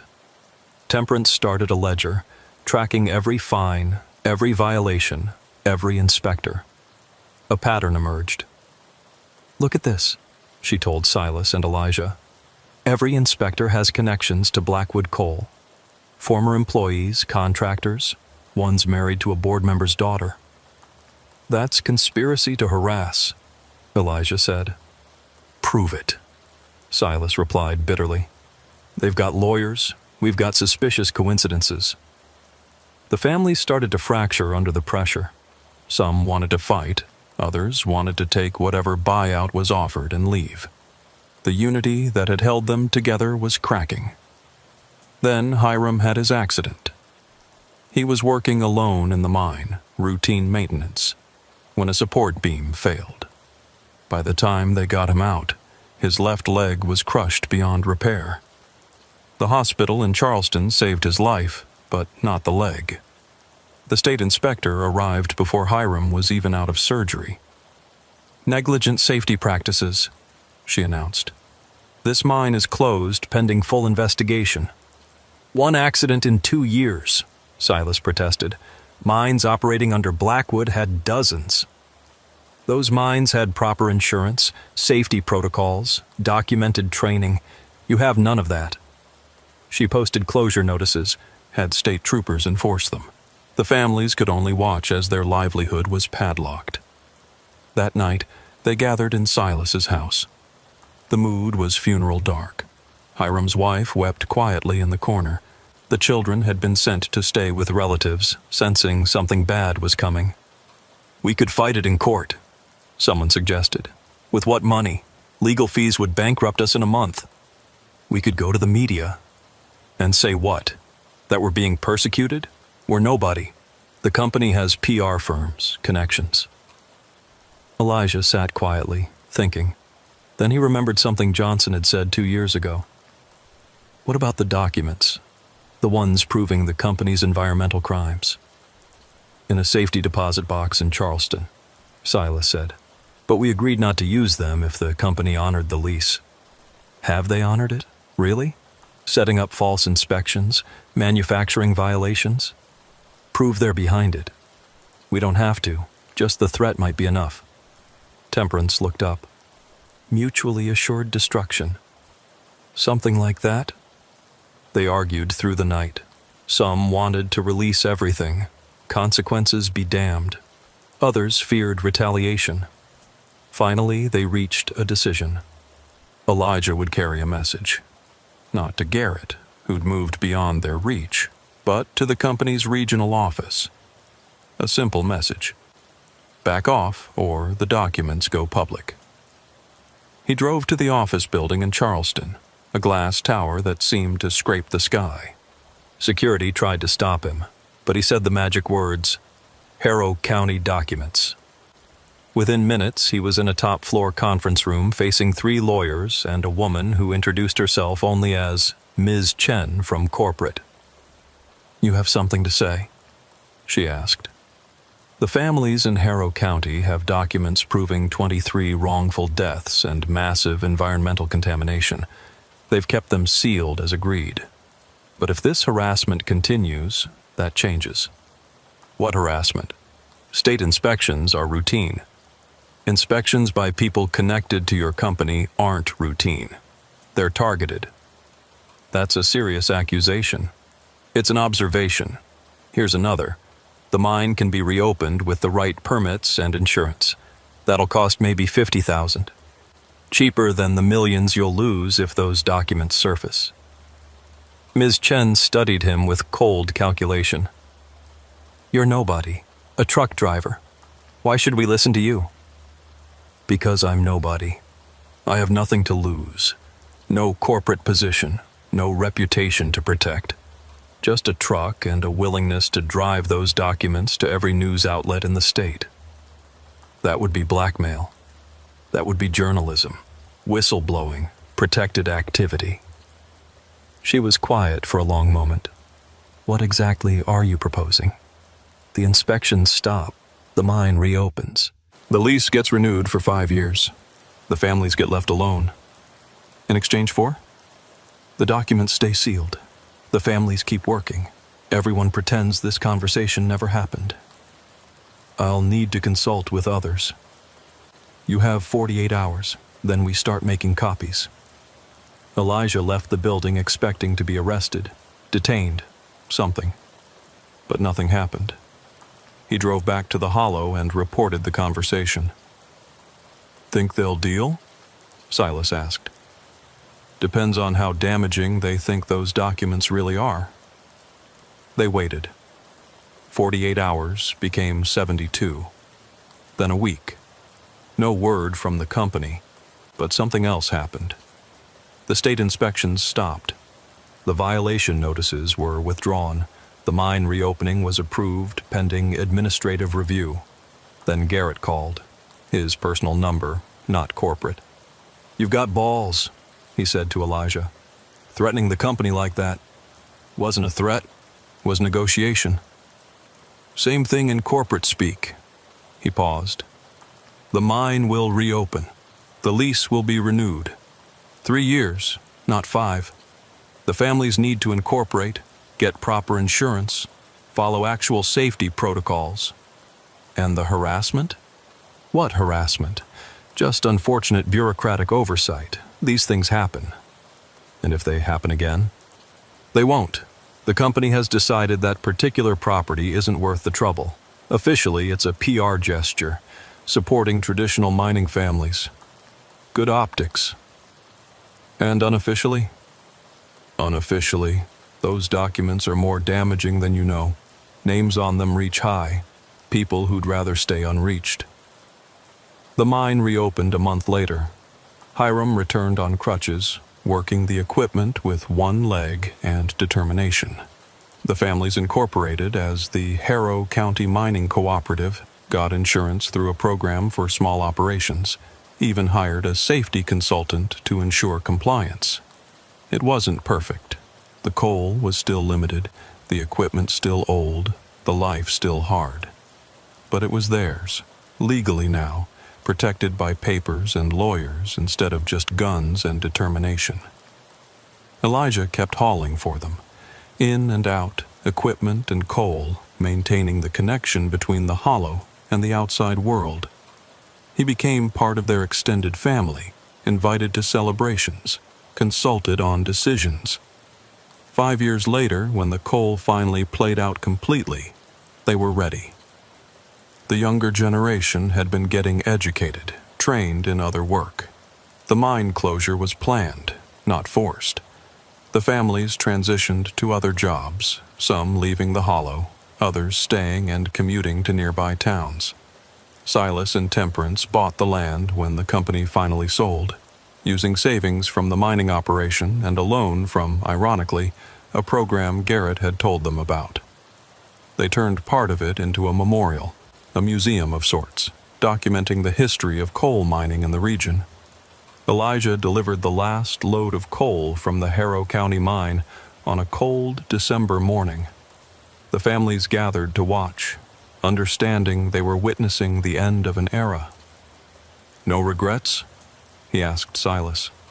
"Plenty of regrets, but no surrender. We fought, we survived, we chose our own ending. That's more than most mining families get." As Elijah drove away that final time, he saw them in his mirrors. Standing by the sealed mine entrance, the families who'd fought a corporation and won, even if winning looked different than they'd imagined. The documents that had been their weapons stayed sealed in that safety deposit box. Eventually, they were destroyed, the crimes they documented passing the statute of limitations. But they'd served their purpose, buying time and dignity for people who'd had little of either. Elijah never hauled for a mining operation again.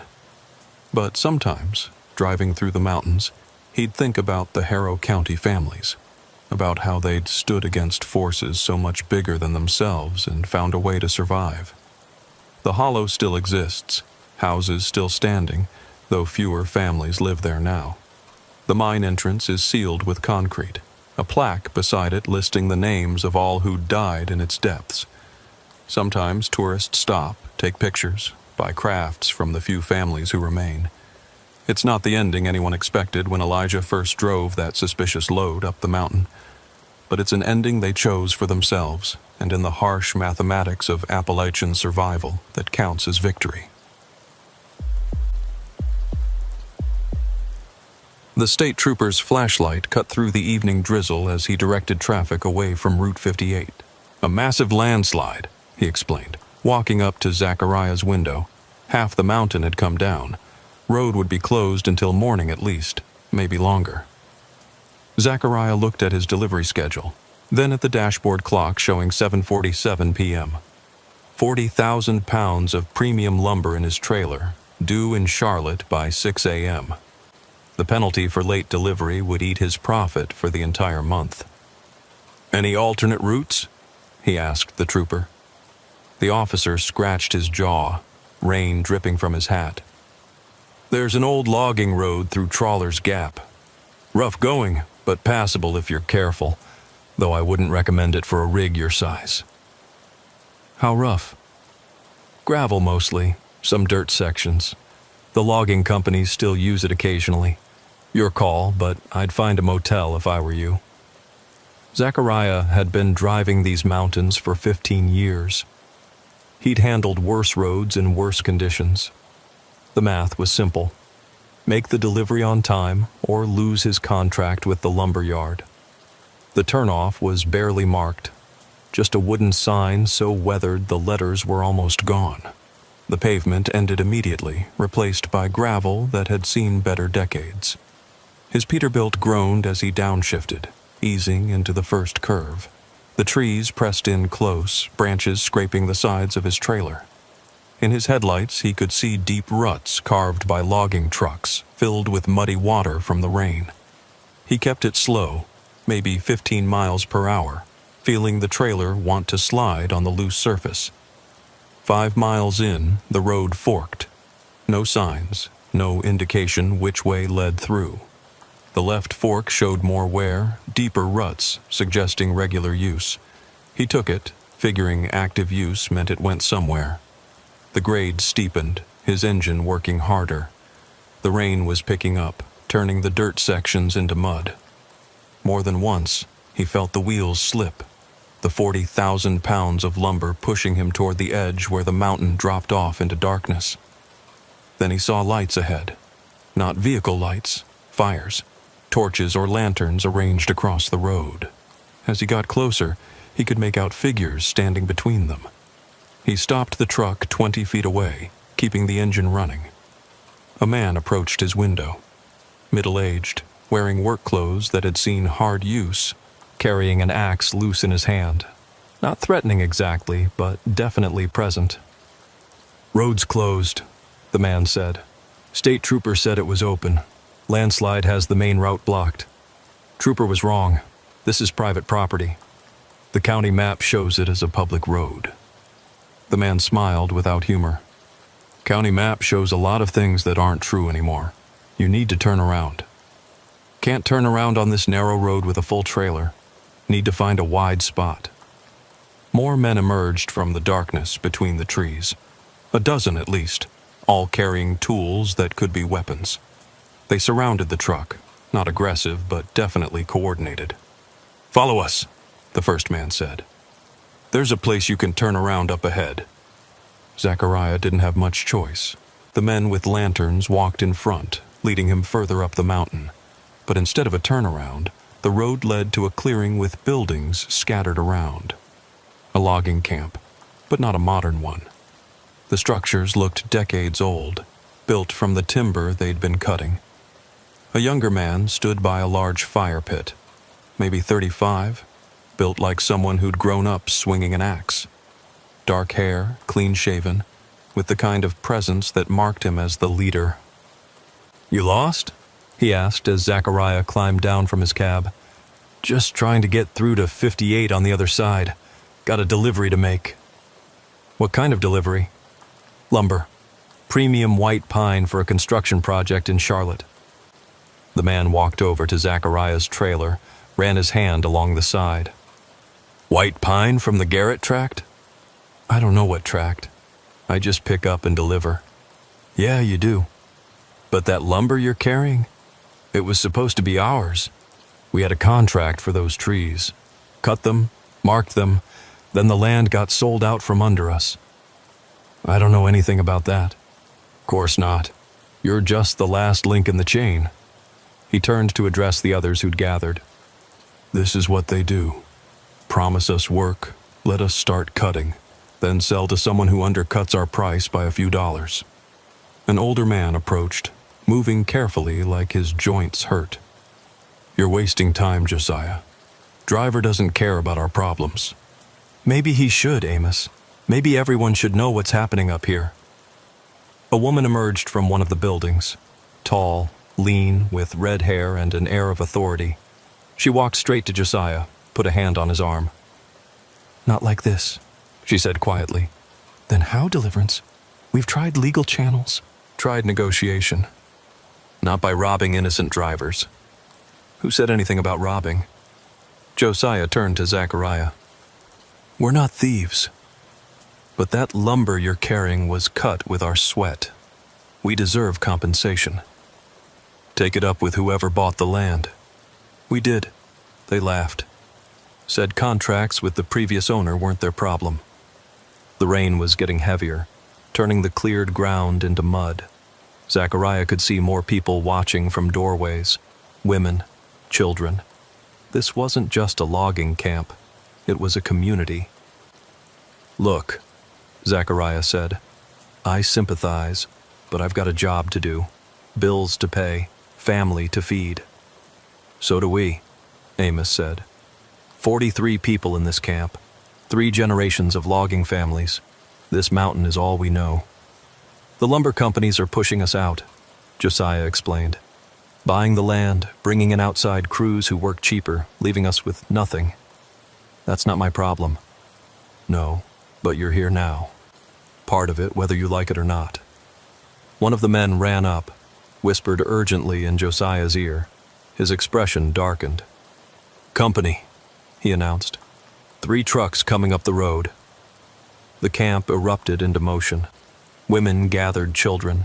Men grabbed rifles that had been leaning against buildings.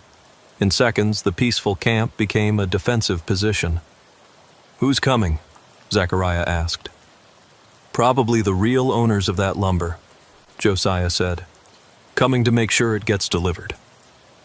3 pickup trucks pulled into the clearing, men stepping out with the confidence of those who knew they had authority. The lead was tall, wearing a jacket with a lumber company logo. East Coast Timber Corp. Josiah, he said, voice carrying clear authority. We heard there might be trouble up here tonight. No trouble, Wagner. Just a driver who got lost. Wagner looked at Zachariah's truck, at the gathered loggers, at the weapons now visible. That's our lumber he's carrying. Lumber cut from trees we marked. Trees on land we own. Your contract was with the previous owner, not our problem. The tension ratcheted up. Zachariah counted guns on both sides. The lumber company men were outnumbered but better armed. This was about to go very wrong. I don't want any trouble, Zachariah said loudly. I'm just trying to make a delivery. And you will, Wagner said. These people are going to let you pass. Aren't you, Josiah? That depends. You willing to honor our original contract? That contract's void. You know that. Then we've got a problem. Wagner pulled out a phone. 1 call and state police flood this mountain. You want that? Want your families seeing you hauled off? Your kids in foster care? You threatening our children? Deliverance stepped forward, and there was something dangerous in her stance. I'm explaining consequences. A child started crying in one of the buildings. The sound cut through the tension, reminding everyone what was really at stake. Let him through, Amos said quietly. This isn't the fight. Listen to the old man, Wagner said. Live to log another day. Josiah stood silent for a long moment, rain running down his face. Then he stepped aside. Road gets narrow about 3 miles up. Hug the mountainside, not the drop. That's it? One of the younger loggers protested. We just let them win? For tonight, Josiah said, not taking his eyes off Wagner. Wagner smiled. Smart choice. Driver, follow us. We'll make sure you get through safe. Zachariah climbed back into his cab, started the engine. As he pulled out, following Wagner's trucks, he saw the defeat in the loggers' faces. 3 generations of workers watching their livelihood drive away. The road did narrow where Josiah had said. Zachariah had to concentrate fully, keeping the heavy trailer from sliding toward the edge. Wagner's truck stayed close, making sure he didn't stop or turn back. 3 hours later, he reached the other side of the mountain, connected with Route 58 beyond the landslide. Wagner's trucks peeled off without a word, their job done. Zachariah made his delivery on time, collected his payment, tried to forget the faces of those logging families. But he couldn't shake the feeling that he'd been part of something wrong. A week later, he saw the news. A logging camp in the mountains had been raided by state police. Weapons found, arrests made. The report called them anti-government militants and violent separatists. But Zachariah had seen them. Families trying to survive, workers pushed out by corporate interests, people who'd turned desperate when legal channels failed.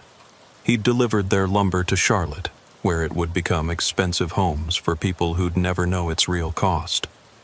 The news report stayed with Zachariah. 7 arrested, including Josiah. The camp destroyed, families scattered, children placed in protective custody. All over lumber that was already framed into someone's vacation home. 2 weeks later, his dispatcher offered him another run through the same area. Different cargo, construction equipment heading to a new development. The pay was excellent, but Zachariah hesitated. "Something wrong with the road?" the dispatcher asked. "Just heard there was trouble up that way. Arrests and such." "That's all sorted now. The troublemakers are locked up, routes clear." Zachariah took the job, though he wasn't sure why. Maybe curiosity, maybe guilt. The landslide had been cleared, Route 58 was open, but he found himself taking the logging road anyway. The camp was destroyed, as the news had reported. Buildings knocked down, fire pit filled with dirt. But there were people there, picking through the wreckage. Women and children mostly, loading salvageable items into old trucks. He recognized Deliverance immediately, her red hair visible even in the fading light. She looked up as his truck approached, no surprise on her face. "Come to see the damage?" she asked when he climbed down. "Came to, I don't know, apologize, maybe." "For what?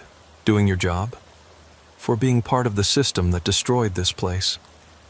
She studied him for a moment. "You had no choice. Neither did we in the end." "Where is everyone?" "Josiah and 6 others are in county lockup, charged with conspiracy, weapons violations, threatening interstate commerce. The lawyers say they'll get 5 to 10 years. That's insane. They were just trying to protect their livelihood." "That's not how the law sees it." She gestured at the destroyed camp. 43 people lived here. Now we're scattered. Some went to relatives, some to shelters.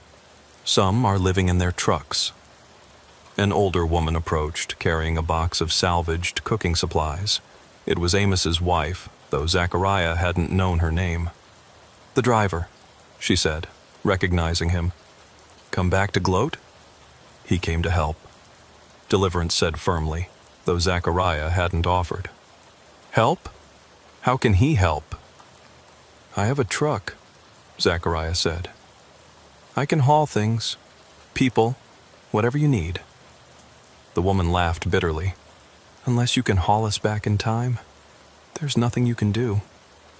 But Deliverance was thinking. "Actually, there might be something. How much weight can your trailer hold?" 40,000 pounds legally. Why? "We salvaged some equipment. Chainsaws, tools, a portable sawmill. It's not much, but it's what we have left. Problem is, we have nowhere to take it." "Where would you want it taken?" "There's a piece of land in Kentucky. Amos owns it, inherited from his father. It's not much, 40 acres of second-growth timber, but it's ours. We could start over there." "That's a long haul." "We can pay. A little. We pooled what money we had." Zachariah thought about his schedule, his commitments, his dispatcher who'd be furious if he went off route. Then he thought about those families, scattered and broken. "Keep your money. Load what you have." They worked through the night, loading everything salvageable. The portable sawmill, tools, personal belongings, anything that might help them start over. Some of the children helped, silent and hollow-eyed from watching their world destroyed.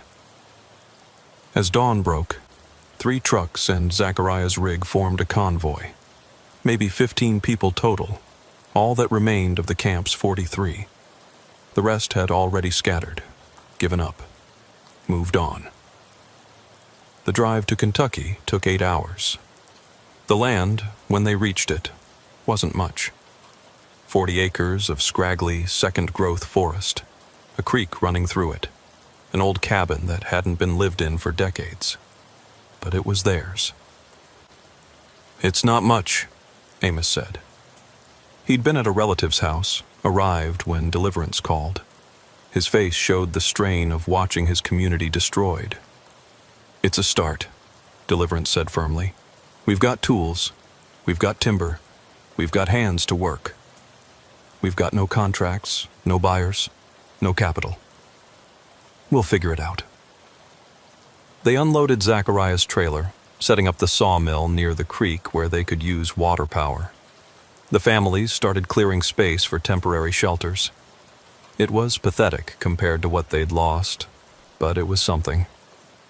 "Why are you helping us?" Deliverance asked Zachariah as they watched the others work.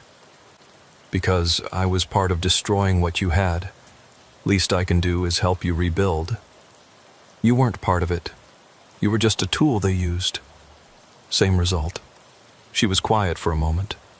"You could do more if you wanted." "How?" "You drive these mountains all the time. You know people, companies, contractors. We need work, contracts, connections, things we lost when they branded us criminals." "I'm just a trucker."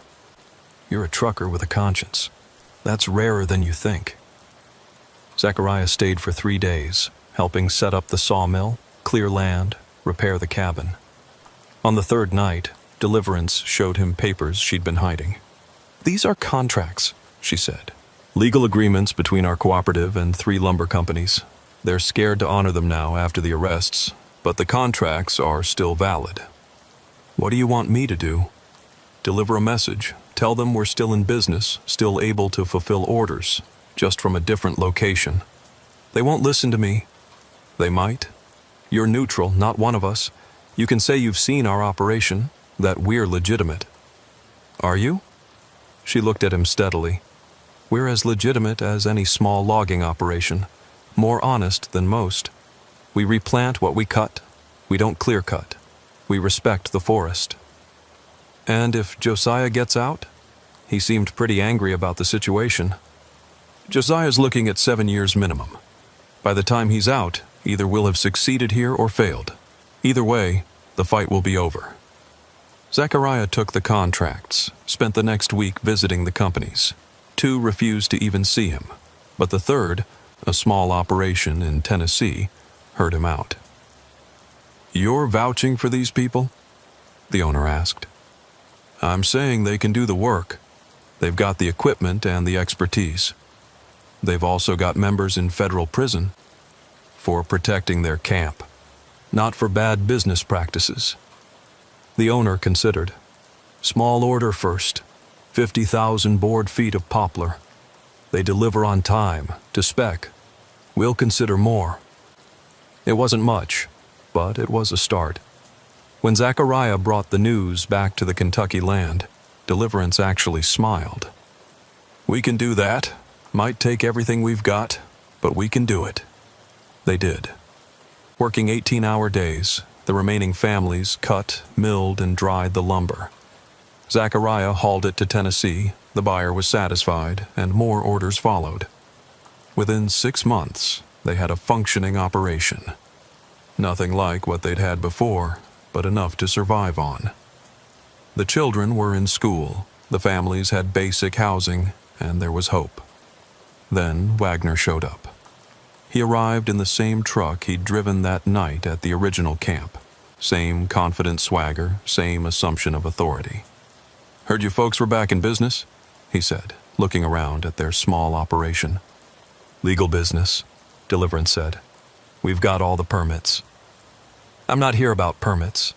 I'm here about competition." "We're no competition to East Coast Timber." "Not yet, but you're undercutting our prices, taking our contracts." "We're taking contracts you don't want. Small jobs, specialty wood." "Still our potential business." Wagner walked around, examining their equipment. Nice setup for people who supposedly have nothing. We work hard. So did Josiah. Look where that got him. The threat was clear. Zachariah stepped forward. They're operating legally. You've got no grounds to interfere. Wagner turned to him. The trucker should have known you'd be involved. You know interfering with interstate commerce is a federal crime. So is harassment and conspiracy to destroy competition. Prove it. Don't have to. Just have to make enough noise that authorities start looking at your operations. Bet they'd find interesting things. Wagner studied him, calculating. You're nobody. A truck driver. That's right. Nobody with nothing to lose and a lot of connections in the transportation industry. Every trucker in 3 states knows my name. Want them all talking about East Coast Timber's business practices? It was mostly bluff, but Wagner didn't know that.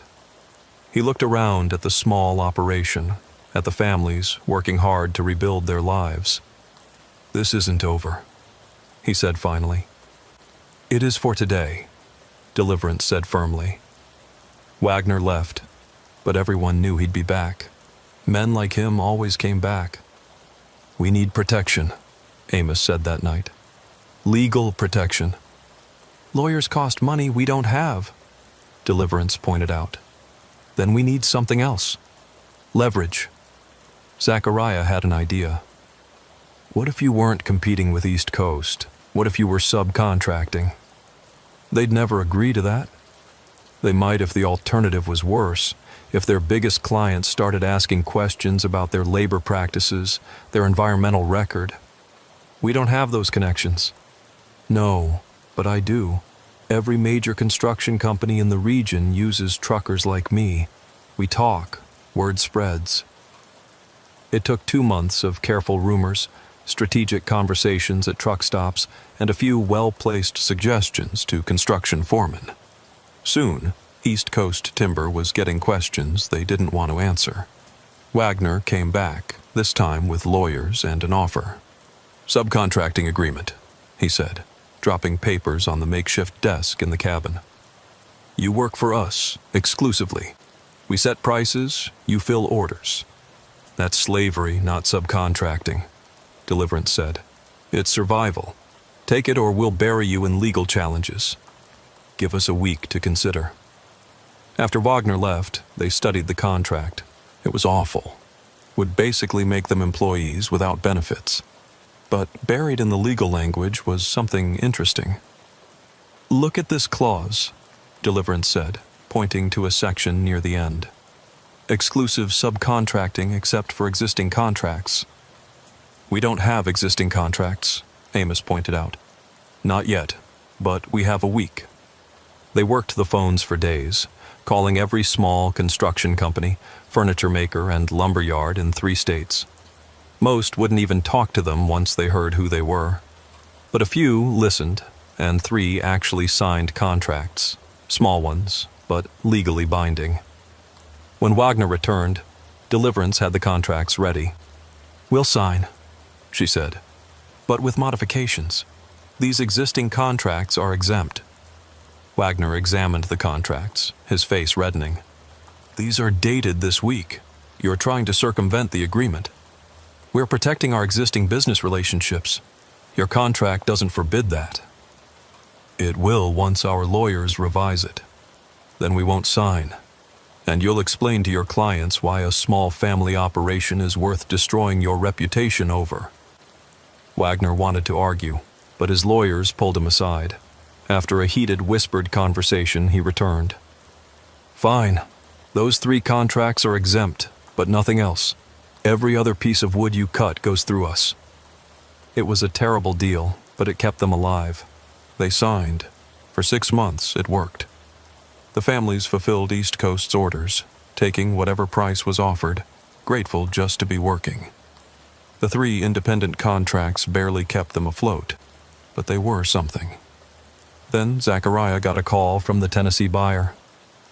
East Coast is pressuring me to cancel your contract. They're threatening to cut off my supply if I keep buying from you. That's illegal. Restraint of trade. Prove it. Meanwhile, I lose my business. One by one, the independent contracts were canceled. Not officially because of East Coast's pressure, but everyone knew the truth. "We're trapped," Amos said at what passed for a meeting in the repaired cabin. "They own us now." "Not yet," Deliverance said, though her voice lacked its usual confidence. That's when the letter arrived. A lawyer from Washington, D.C., representing a nonprofit focused on rural workers' rights. They'd heard about the situation, wanted to help. "Probably a scam," Amos said. "Or a trap," someone else suggested. But Zachariah recognized the lawyer's name. "She's real. Took on coal companies in West Virginia. Won." The lawyer, Patricia Chen, arrived 2 days later. Young, Asian American, wearing jeans and boots instead of a suit. She looked around the operation with sharp eyes, taking notes. "You're being subjected to monopsony control," she said after reviewing all the documents. "One buyer controlling all your sales. It's legally questionable." "Can you prove it?" "Maybe. But lawsuits take years. You need immediate help." "We need a miracle. Or media attention. Your story, told right, could generate public pressure." "We tried that before. They painted us as militants." "That was before. Now you're struggling families trying to rebuild. Different narrative." Patricia brought in a journalist, someone she trusted. He spent a week with them, documenting their story. The article, when it came out, went viral. The Forgotten Families of Appalachian Logging spread across social media, generating outrage about corporate exploitation. East Coast's response was swift. Wagner arrived with a termination notice. "Breach of contract. Speaking to media without permission." "Show me where the contract forbids media contact," Patricia challenged. "Implied confidentiality." "Implied doesn't hold up in court." "We'll see about that." The legal battle that followed was brutal. East Coast had resources, lawyers, connections, but Patricia had something else: public opinion and a network of nonprofit support. The breakthrough came from an unexpected source. One of East Coast's own employees, disgusted by what he'd seen, leaked internal documents to Patricia. They showed a pattern of deliberately destroying small competitors, price fixing, and illegal market manipulation. "This is enough for federal investigation," Patricia said, studying the documents. "If we use them, that employee gets destroyed," Deliverance pointed out. "Not if we're smart about it." They leaked the documents anonymously to multiple news outlets simultaneously. The story exploded. Federal investigators arrived within a week. Wagner came one last time, but now he was the one looking desperate. "We can make a deal. Real partnership. Fair prices." "Too late," Deliverance said simply. East Coast Timber was indicted on multiple federal charges. The investigation revealed decades of illegal practices. The company eventually settled for millions, a portion of which went to the families they destroyed. It wasn't enough to bring back what was lost, but it was enough to build something new. The families pooled their settlement money, bought more land, created a true cooperative. They hired other displaced logging families, built a sustainable operation that respected both workers and forest. Josiah got out after serving 4 years, his sentence reduced on appeal. He returned to find a thriving operation, his anger tempered by time and the reality that they'd won through law, not violence. "You did it," he said to Deliverance. "We did it. All of us." Zachariah continued hauling for them, watching the cooperative grow from 15 people to 50, then 100. They bought more land, always sustainably managed, always worker-owned.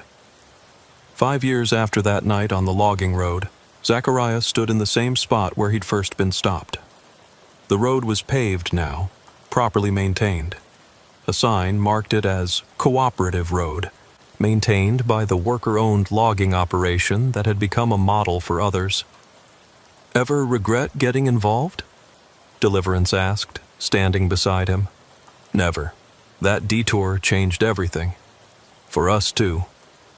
The trees had grown back where the old camp had been, young growth reaching toward the sky. Nobody lived there now, but there was a memorial.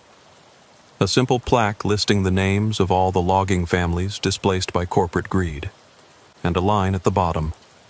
They tried to bury us. They didn't know we were seeds.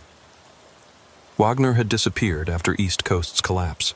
Some said to Canada, others to prison. The truth didn't matter. What mattered was that the families had survived, thrived even. There are other camps, Deliverance said. Other families being pushed out. We're helping them now, sharing what we learned. The cooperative model? More than that. The importance of documentation, legal support, media strategy, and the value of unexpected allies. She looked at him meaningfully. Zachariah had become more than just a trucker to them. He was part of their story, their struggle, their victory. What's next? He asked. Expansion. Not just logging, but processing, furniture making, direct sales. Cut out all the middlemen. Ambitious. Necessary. The only way to truly protect workers is to own the entire chain. A truck rumbled past, heading up the mountain. One of theirs, carrying lumber that would be sold at fair prices, cut by workers earning living wages from forests that would be there for generations to come. Sometimes I think about that night, Zachariah said. If the landslide hadn't happened, if I hadn't taken this detour, someone else would have. The confrontation was inevitable, but maybe it wouldn't have ended as well. You think it ended well? People went to prison, families were destroyed, and rebuilt stronger. Sometimes you have to lose everything to realize what's really important. They stood in silence for a moment, watching the sun set over the mountains. The same mountains that had seen so much struggle, so much loss, but also so much resilience. I should go, Zachariah said. Got a load to pick up. From us? Always from you. As long as you'll have me. You're family now. Family is forever. As he drove away, Zachariah thought about that word. Family. He'd started as just a trucker caught in someone else's fight. Now he was part of something bigger. A movement, maybe, or just a group of people who'd refused to be destroyed. The logging road was busy now, trucks moving in both directions. Not just their trucks, but others too. Small operations inspired by their success. Worker cooperatives sprouting across Appalachia like those seeds Deliverance had mentioned. His phone rang. Another driver asking about routes, rates, which companies to trust. Zachariah gave advice, shared warnings, connected people who needed connecting. He'd become, without meaning to, a node in a network of resistance against corporate exploitation. The lumber in his trailer was headed to a housing development in Richmond. But this time, he knew exactly where it came from, who cut it, what they were paid. The chain of exploitation had been broken, replaced by something more just. It hadn't been easy. People had suffered. Some were still in prison. Families had been torn apart. But they'd survived and found a way to build something better from the wreckage. 10 years had passed since that first night on the logging road. Zachariah was sitting in a diner outside Knoxville when his phone rang. Deliverance's voice was strained. Josiah's dead.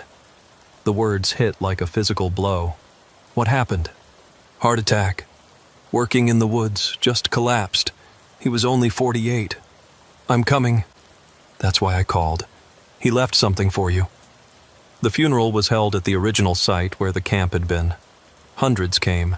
Not just the logging families, but truckers, lawyers, journalists, everyone who'd been part of the struggle. The cooperative had grown to over 300 members across 5 states, all because of what Josiah and the others had started. After the service, Deliverance handed Zachariah an envelope.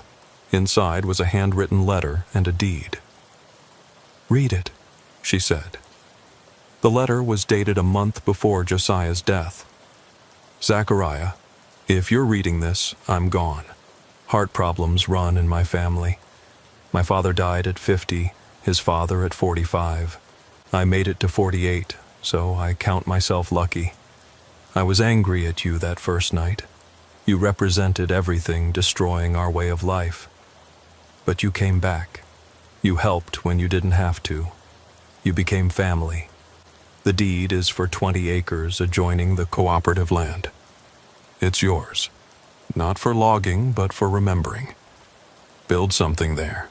A museum, maybe, or just a place where truckers can rest and remember that they're part of the story, too. The fight's not over. It's never over. But it's different now. We're not just fighting against something, we're building something better. You were part of that building. Take care of Deliverance and the others. They'll need steady friends in the years to come. Your brother in struggle, Josiah. Zachariah stood on the 20 acres that afternoon. It was beautiful land, a mix of forest and meadow with a view of the valley below. He could see the cooperative's operation in the distance, hear the sound of sustainable logging, careful and measured. "What will you do with it?" Deliverance asked. What he suggested. Build something, a place for remembering. It took 2 years to build. Zachariah used his savings plus donations from truckers across the region who'd heard the story. The building was simple, a large wooden structure built from cooperative lumber, with space for meetings, a small museum of logging history, and a bunkhouse where truckers could rest for free. They called it the Crossroads Center. On the walls, they put photos and stories, not just of the struggle, but of all the forgotten workers who'd built these mountains. Loggers, truckers, miners, the invisible people who did the hard work while others got rich. Patricia Chen came to the opening, now a federal judge. The journalist who'd written the first article was there, now documenting the nationwide movement of worker cooperatives. Even some former East Coast employees came, having found new work with operations that treated them fairly. Josiah would have loved this, Amos said. He was in his 70s now, too old for active logging, but still sharp, still involved. A place where the story gets told true. The center became more than just a memorial. It hosted meetings where workers organized, classes where people learned cooperative management, gatherings where strategies were shared. It became the heart of a movement that spread far beyond logging. Zachariah semi-retired, keeping only a few regular runs, spending more time at the center. He became the unofficial historian, collecting stories from truckers and loggers, documenting the struggles and victories. One evening, a young trucker stopped by, maybe 25, nervous, carrying a burden he couldn't quite articulate. "I've been hauling for a company," he said. "Moving stuff I know is wrong, equipment to clear-cut old growth, chemicals that poison streams. But I need the money. Got a sick kid." Zachariah recognized himself 20 years younger. "What's your name?" "Marcus." "Sit down, Marcus. Let me tell you a story about a detour I took once." He told the whole story. The camp, the families, the struggle, the victory that came from ordinary people refusing to accept defeat. Marcus listened, his face changing from despair to something like hope. "So what do I do?" "You decide what you can live with, but know this. There are alternatives. The cooperative's always looking for reliable truckers. Pay might be less at first, but you'll sleep better." Marcus left with contact information and something more valuable, the knowledge that he wasn't alone, that others had faced the same choices and found a way through. More truckers came, some looking for work, others for absolution, many just for connection. The center became a way station for the conscience of an industry. 5 years after the center opened, a developer approached about buying the land. The offer was enormous, enough to set up Zachariah for life. "Not for sale," he said without hesitation. "Everything's for sale at the right price." "No, some things are beyond price. This land, these stories, this movement, they're not commodities." The developer left frustrated. But Zachariah knew he'd be back, or others like him. The pressure never stopped, just changed form. That night, there was a meeting at the center. Representatives from cooperatives across Appalachia planning a response to new legislation that threatened their existence. Deliverance ran the meeting with the same fierce efficiency she'd shown from the beginning. "They're trying to classify cooperatives as cartels," she explained. "Make our profit sharing illegal, force us back into traditional corporate structures." "How do we fight it?" someone asked. "Same way we always have. Organization, documentation, public pressure, and refusing to back down." They strategized late into the night. Legal challenges, media campaigns, political lobbying. The tools had become more sophisticated, but the struggle remained the same. Workers fighting for dignity against systems designed to exploit them. Zachariah listened, occasionally offering insights from his decades on the road. He'd become an elder statesman of sorts. His story part of the movement's mythology. As the meeting ended and people dispersed to their vehicles, Deliverance lingered. "Josiah would be proud," she said, "what we've built here." He'd probably be planning the next fight. "That too," she smiled sadly. "I miss his anger sometimes. It was cleaner than this constant negotiation. But less effective. Maybe. Or maybe we've just gotten too comfortable with compromise." A young woman approached, one of the new cooperative members. "Ms. Deliverance, we've got a problem. There's a new logging operation starting up, undercutting our prices by half. Word is they're using undocumented workers, paying them nothing." Deliverance's eyes sharpened. "Where?" "About 50 miles north, just across the Tennessee line." "Get me details, everything you can find." After the young woman left, Deliverance turned to Zachariah. "See, the fight never ends. They find new ways to exploit. We find new ways to resist." "What will you do?" "Document everything. Contact immigration advocates, not to target the workers, but to protect them. Expose the operation's owners. Same playbook, new chapter." Zachariah thought about the cycles of exploitation and resistance he'd witnessed. Every victory temporary, every defeat potentially transformative. "I'm getting too old for this," he said. "No, you're getting experienced. That's different. We need your memory, your connections, your credibility." "For how long?" "As long as it takes, maybe forever." That night, alone in the center, Zachariah walked through the museum section. Photos of the original camp, the raid, the rebuilding, documents from the legal battles, tools donated by retired loggers. Each artifact a piece of a larger story about work, dignity, and the price of both. He stopped at a photo of Josiah, taken just months before his death. Still strong-looking, but with eyes that had seen too much. The caption read, "Josiah Crenshaw, 1975-2023. He fought for the living and the yet-to-be-born." Next to it was a photo Zachariah hadn't seen before. Himself, that first night, standing by his truck looking confused and slightly afraid. Someone, probably Deliverance, had captioned it. "Zachariah Thompson. He took a detour and found his destination." His phone rang. Another trucker, another moral crisis, another request for guidance. He answered, settling into his role as keeper of stories, connector of struggles, witness to the ongoing fight for dignity in labor.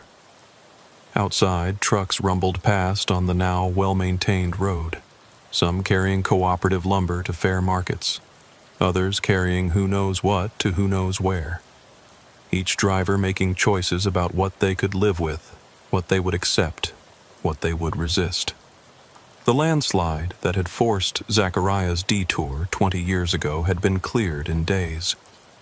But the real obstacles, poverty, exploitation, the crushing weight of corporate power, remained. They just took different forms, required different detours. In the distance, dawn was breaking over the mountains. The same mountains that had seen indigenous peoples, settlers, coal miners, loggers, all struggling to survive against forces that valued resources over people.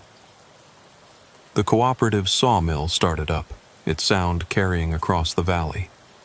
Workers beginning another day of labor they controlled, profits they shared, dignity they'd fought to achieve and fought still to maintain. Zachariah made coffee, strong and bitter, and prepared for another day of bearing witness, carrying stories, maintaining connections. The detour he'd taken had become his main route, and he couldn't imagine driving any other road. The young trucker, Marcus, had called the night before. He'd quit the job hauling for clear cutters, started driving for the cooperative. The pay was less, but he said he could look his kid in the eye now. "That's worth more than money," he'd said.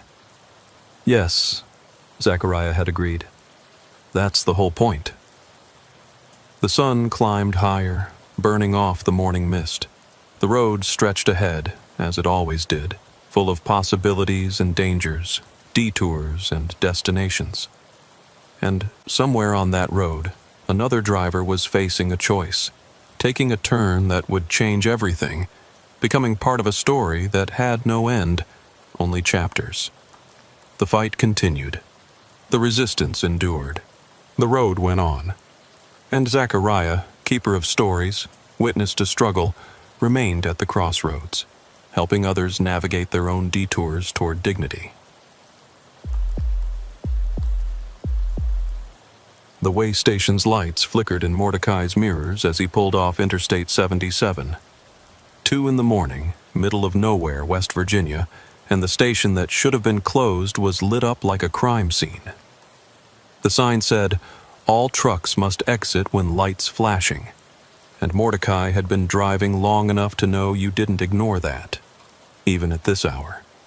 His Mac anthem rolled to a stop on the scale. 42,000 pounds gross, well within limits.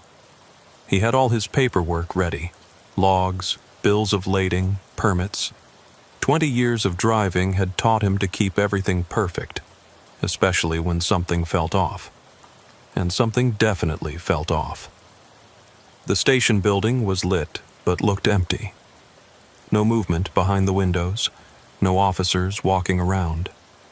Just those lights, flashing their mandatory summons into the darkness. Mordecai waited 5 minutes, then 10. Nobody came out. He was about to call dispatch when a knock on his door made him jump. A man stood there, uniformed but wrong somehow.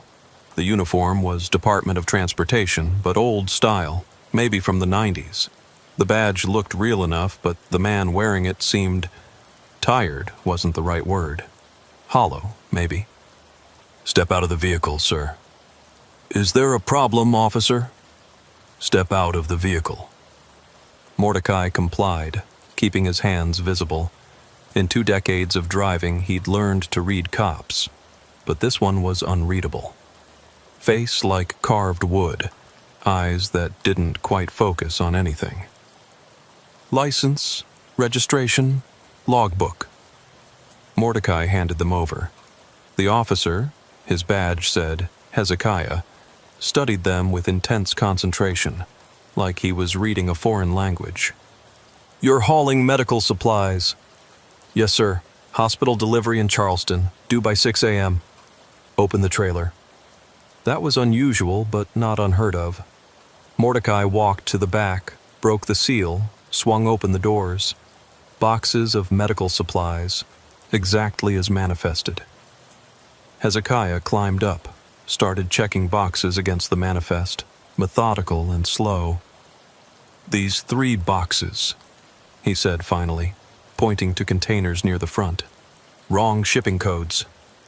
Mordecai checked. The codes looked right to him, but arguing with Doty was never smart. "I'm just the hauler, loaded and sealed at the warehouse." "Wrong codes mean inspection, full inspection. Pull around to Bay 2. Bay 2 was behind the main building, darker, more isolated. Mordecai wanted to protest, but something in Hezekiah's expression killed the words. He pulled his truck around, backed into the bay as directed. That's when he saw the other trucks. 3 of them, parked in the back lot like they'd been there for a while. Days, maybe, or weeks. One had flat tires. Another's cab door hung open, interior light long dead. The third was covered in dust so thick it looked abandoned. "Officer, whose trucks are those?" Hezekiah didn't answer, just started unloading boxes from Mordecai's trailer. Not inspecting, really, just moving them, stacking them in the bay with mechanical precision. "Hey, you can't just—" "Inspection protocol. Everything out, everything checked, everything reloaded. That'll take hours. I've got a deadline. Should have thought of that before hauling contraband." "What contraband? It's medical supplies." Hezekiah stopped, turned, and for the first time really looked at Mordecai. His eyes were wrong. Not the color or shape, but the depth. Like looking into an empty room. "You can wait in the building. Coffee machine works." It wasn't a suggestion. Mordecai walked to the building, found it unlocked, stepped inside. The fluorescent lights hummed with that particular frequency that gave headaches. The coffee machine was ancient, but did indeed work, producing something black and bitter that might have been coffee once. The waiting room had plastic chairs, old magazines, and a sense of abandonment despite the lights. Dust on everything except a clear path from door to coffee machine to chairs, like only certain routes were ever used. On the wall, a bulletin board held notices, all dated from different years. Safety reminders from 2018, wanted posters from 2003, a memo about new regulations from 1995. Like someone had been adding to it without ever removing anything, creating a timeline of bureaucracy. Mordecai tried his phone. No signal, which wasn't surprising in these mountains. The landline on the desk looked functional, but when he picked it up, no dial tone, just a soft clicking, rhythmic, like someone tapping on the other end. He went to the window, watched Hezekiah still unloading. The man never seemed to tire, just kept moving boxes with the same steady pace, but he wasn't inspecting them, wasn't opening anything, just moving them from trailer to bay, stacking them in neat rows. "You shouldn't be here." Mordecai spun around. A woman stood in the doorway to what must be the back offices, also in uniform, also wrong in that same hollow way. Her nameplate read Bathsheba. "I was told to wait here. Officer Hezekiah is inspecting my load." "Hezekiah?" She said the name like it was foreign. "Yes, he does that." "How long will it take?" "Until it's done." She moved to the coffee machine, poured herself a cup, didn't drink it, just held it, staring at the black liquid like it might reveal something. "Those trucks in the back lot," Mordecai said. "How long have they been here?" "Time is different here." "What does that mean?" She looked at him, and her eyes had that same empty depth. "Some stops are longer than others. Some drivers make their deliveries on time. Others don't." "Are you threatening me?" "I'm explaining. You have choices to make, important ones." Before Mordecai could ask what she meant, Hezekiah appeared in the doorway. "Found something," he said. They walked back to the bay. Hezekiah had one box open, revealing medical supplies, but also something else. Wrapped in plastic, hidden among the legitimate cargo, were packages of pills. Unmarked, unlabeled, definitely not on the manifest. "I don't know anything about those," Mordecai said, and he was telling the truth. "Drivers always say that." "Because it's true. Someone must have hidden them at the warehouse. Or you're smuggling. Either way, you're responsible for your cargo. This is a setup." Hezekiah tilted his head, considering. "Maybe. Doesn't matter. Contraband is contraband. So arrest me. Call the real cops. We are the real cops here. This is our jurisdiction. Then I want a lawyer. No lawyers at way stations. just inspections and consequences. The woman, Bathsheba, had followed them out. She stood by the abandoned trucks, one hand resting on a dusty hood. "These drivers," she said, "they all had contraband too, hidden in legitimate loads, pills, weapons, worse things. Where are they now? Still here, in a way. Their trucks are here. Their cargo was processed. They made their choices." Mordecai felt cold despite the humid night. "You killed them? We didn't do anything. They chose. Same choice you have." "What choice?" Hezekiah stepped forward. "You can take responsibility, sign a confession, accept the consequences, or you can insist on innocence, demand investigation, wait for authorities who won't come." "How long would I wait?" "As long as it takes. Days, weeks. Your cargo rots, your deadline passes, your job disappears. But you'd be right. Righteous. Is being right worth losing everything?" Mordecai looked at the dead trucks, at the dusty bay, at these two officers who weren't quite right. "What happens if I confess?" "Fines. Mark on your record. But you drive away. Make your delivery late, but made. Keep your job, your life. And the drugs? We dispose of them, properly. This is extortion. This is reality," Bathsheba said. "The system isn't fair, never has been. Sometimes survival means accepting unfairness." Mordecai thought about his wife, his mortgage, his son starting college next year, 20 years of clean driving about to be destroyed by someone else's crime. "I need to think." "Think fast," Hezekiah said. "Morning shift comes at 6. Different officers, different choices, less flexible." Mordecai walked around the building, trying to clear his head. The abandoned trucks drew him. He looked inside one, saw personal items still in the cab. Photos of family, a rosary hanging from the mirror, a logbook with entries that stopped mid-sentence. The second truck was worse. Blood on the seat, old and brown. Scratch marks on the inside of the doors like someone had tried to claw their way out. The sleeper curtain torn down, revealing more blood. The third truck was clean but wrong in a different way. Everything too neat, too positioned, like someone had arranged it all for display. On the dash, a note. "I chose wrong. Don't choose wrong." "They all chose to fight," Bathsheba said behind him. "Insisted on innocence, demanded justice. Noble, really. And they died for it. They disappeared, one by one, during their wait for justice that never came. We'd find them gone in the morning. Trucks still here, but drivers vanished. You killed them. We were asleep. Cameras show nothing. Just drivers there, one frame, gone the next. This place. What is this place?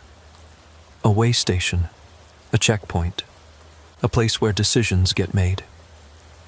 She moved closer, and Mordecai could smell something wrong on her, like formaldehyde and old flowers. "Every road has places like this, spots where the rules are different, where the system shows its true face. You're insane. We're practical. Those drugs in your truck, someone put them there. Maybe dispatch, maybe the warehouse, maybe someone who needed them moved and knew you'd never check. Doesn't matter. They're your responsibility now. That's not justice. Justice is a luxury for people who can afford lawyers. You're a trucker with a mortgage." Hezekiah returned to the bay, continuing his mechanical unloading. Mordecai watched him work, trying to understand what was happening. These weren't normal DOT officers. The place wasn't a normal way station, but the drugs were real, the threat to his career was real. "I want to see your identification," Mordecai said to Bathsheba.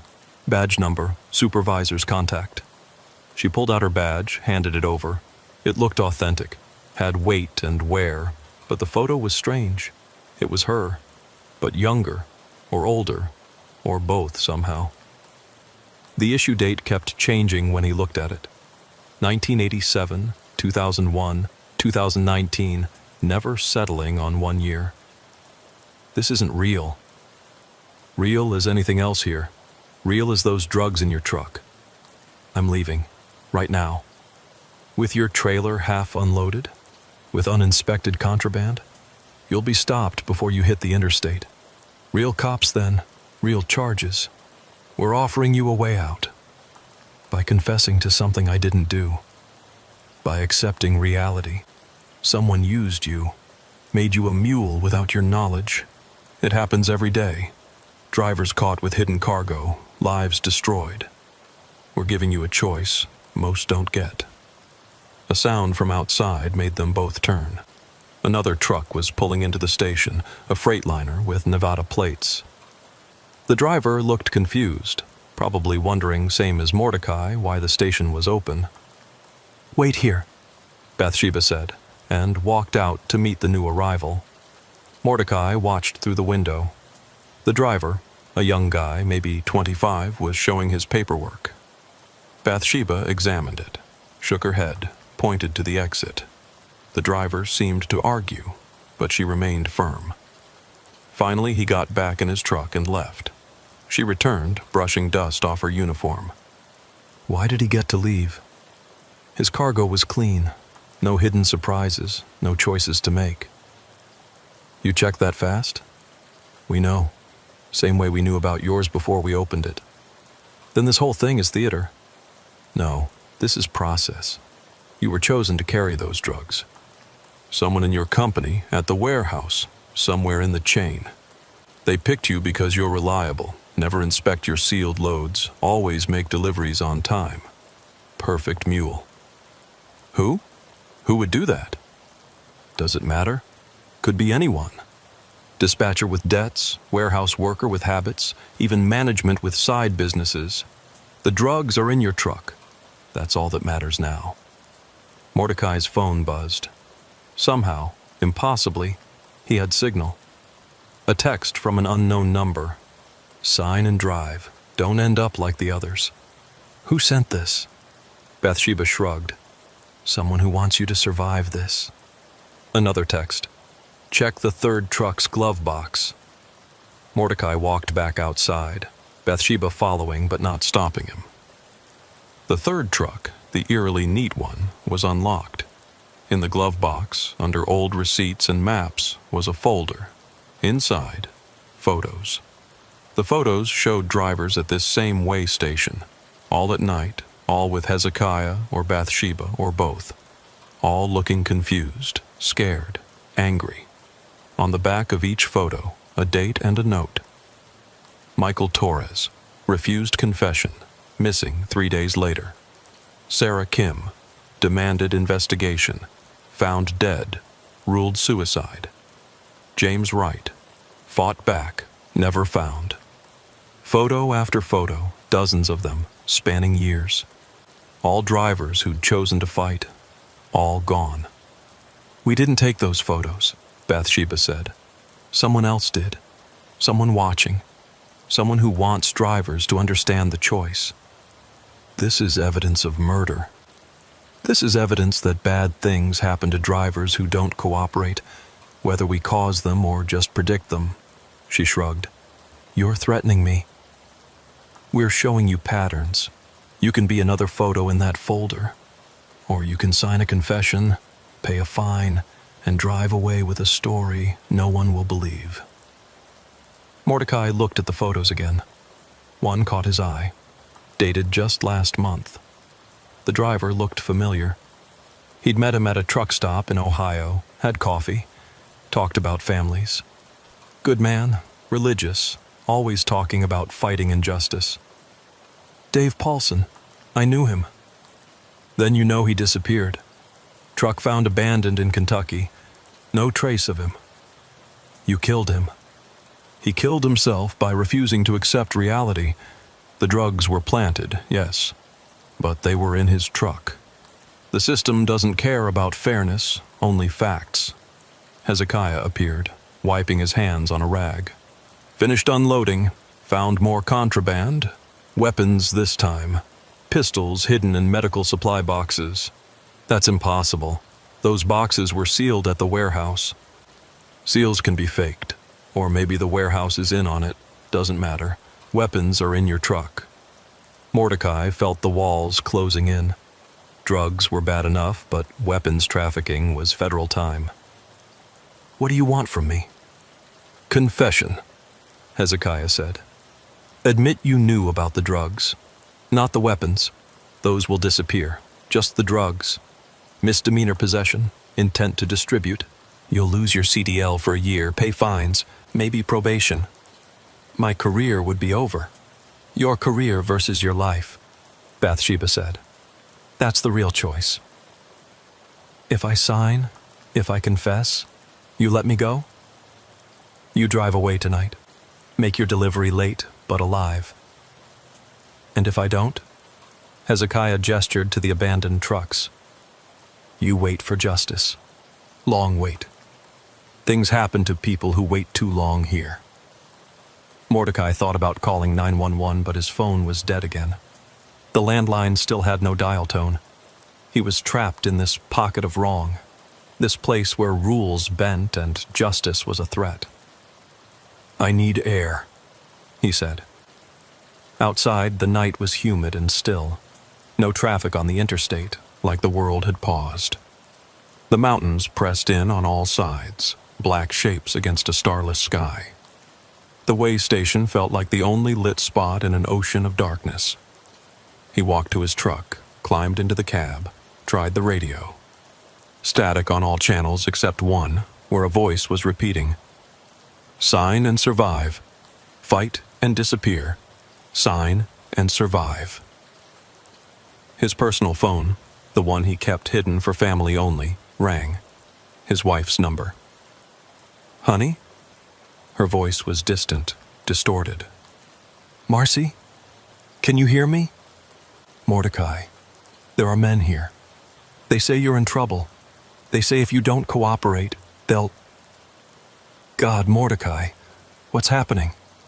Where are you? Are you safe?" "I'm at home. But these men, they know things. About your route, your cargo. They say you have 1 hour to make the right choice. Call the police." "They are the police. Or they say they are. Mordecai, please, just do whatever they want." The line went dead. He tried calling back, but got nothing. His hands were shaking as he climbed down from the cab. Bathsheba was waiting. "Your family is fine, for now. But people who cause problems for the system, their families sometimes have problems too. Accidents, investigations, bad luck that compounds." "You're monsters." "We're cogs in a machine. The machine doesn't care about individual innocence. It cares about flow, efficiency, examples. You can be an example of cooperation or resistance. Your choice." "It's not a choice if you're threatening my family." "Everything's a choice. Just some choices have worse consequences than others." They walked back to the office where Hezekiah had paperwork ready. A confession, admitting to knowingly transporting controlled substances. The language was vague enough to be for the drugs, but not the weapons. "Sign here, initial here, date here."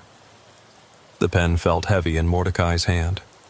20 years of clean driving about to end with a lie. But the alternative? He thought about Dave Paulson, about the blood in that truck, about his wife's terrified voice. He signed.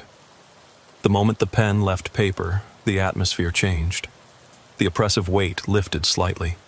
Hezekiah's face almost showed expression. Satisfaction, maybe, or relief. "Reload your truck," he said. "Leave the contraband here. Make your delivery." "That's it?" "That's it. Your confession will be filed. You'll get a court date in the mail. Plead guilty. Pay the fine. Move on." "And my CDL?" "Suspended for a year. After that, you can reapply.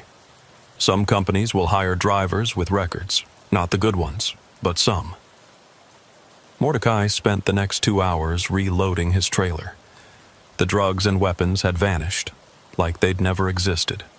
The medical supplies went back exactly as they'd been, Seals replaced, paperwork adjusted. As he worked, other trucks pulled in. Some were waved through quickly. Others were directed to the bay. He saw 2 more drivers presented with the same choice. One signed immediately, seemingly familiar with the process. The other argued, demanded lawyers, threatened lawsuits. "That one won't leave," Bathsheba said, appearing beside him. "Too righteous, too convinced the system should be fair. He'll be here for days, maybe weeks. Then one morning we'll find his truck empty." Where do they go? The ones who disappear? Where does anyone go when the system digests them? Prisons, morgues, missing person files. The machine has many stomachs. Mordecai finished loading, closed his trailer, replaced the seal. His paperwork was stamped, cleared, ready for the road. But as he walked to his cab, Hezekiah stopped him. "A word of advice. Find a new route. This station, this choice, it only happens once. Next time you carry something hidden, there won't be an offer. Just consequences." How do I avoid carrying hidden things? You don't. That's why you find a new route. Some roads lead through places like this. Smart drivers learn to avoid them. And if I tell people, report this place? Bathsheba laughed, a sound like grinding gears. Tell them what? That DOT officers offered you leniency for a confession? That you signed rather than fight? That you think the way station is haunted? Who would believe you? She was right. The whole thing sounded insane. Even with photos, even with evidence, it would seem like the ravings of a driver who got caught smuggling and wanted someone else to blame. Mordecai drove away from the way station at 4:47 a.m. In his mirrors, the lights still flashed, still summoned, but not for him. He was free, or as free as someone could be who'd just signed away 20 years of clean driving. The interstate was empty, dark, normal, like crossing from a nightmare back into regular sleep. His hands still shook on the wheel. He pulled over at the first rest stop, sat in his cab, and called his wife. "Marcy, are you okay? Mordecai, where have you been? I've been calling for hours." "You called me.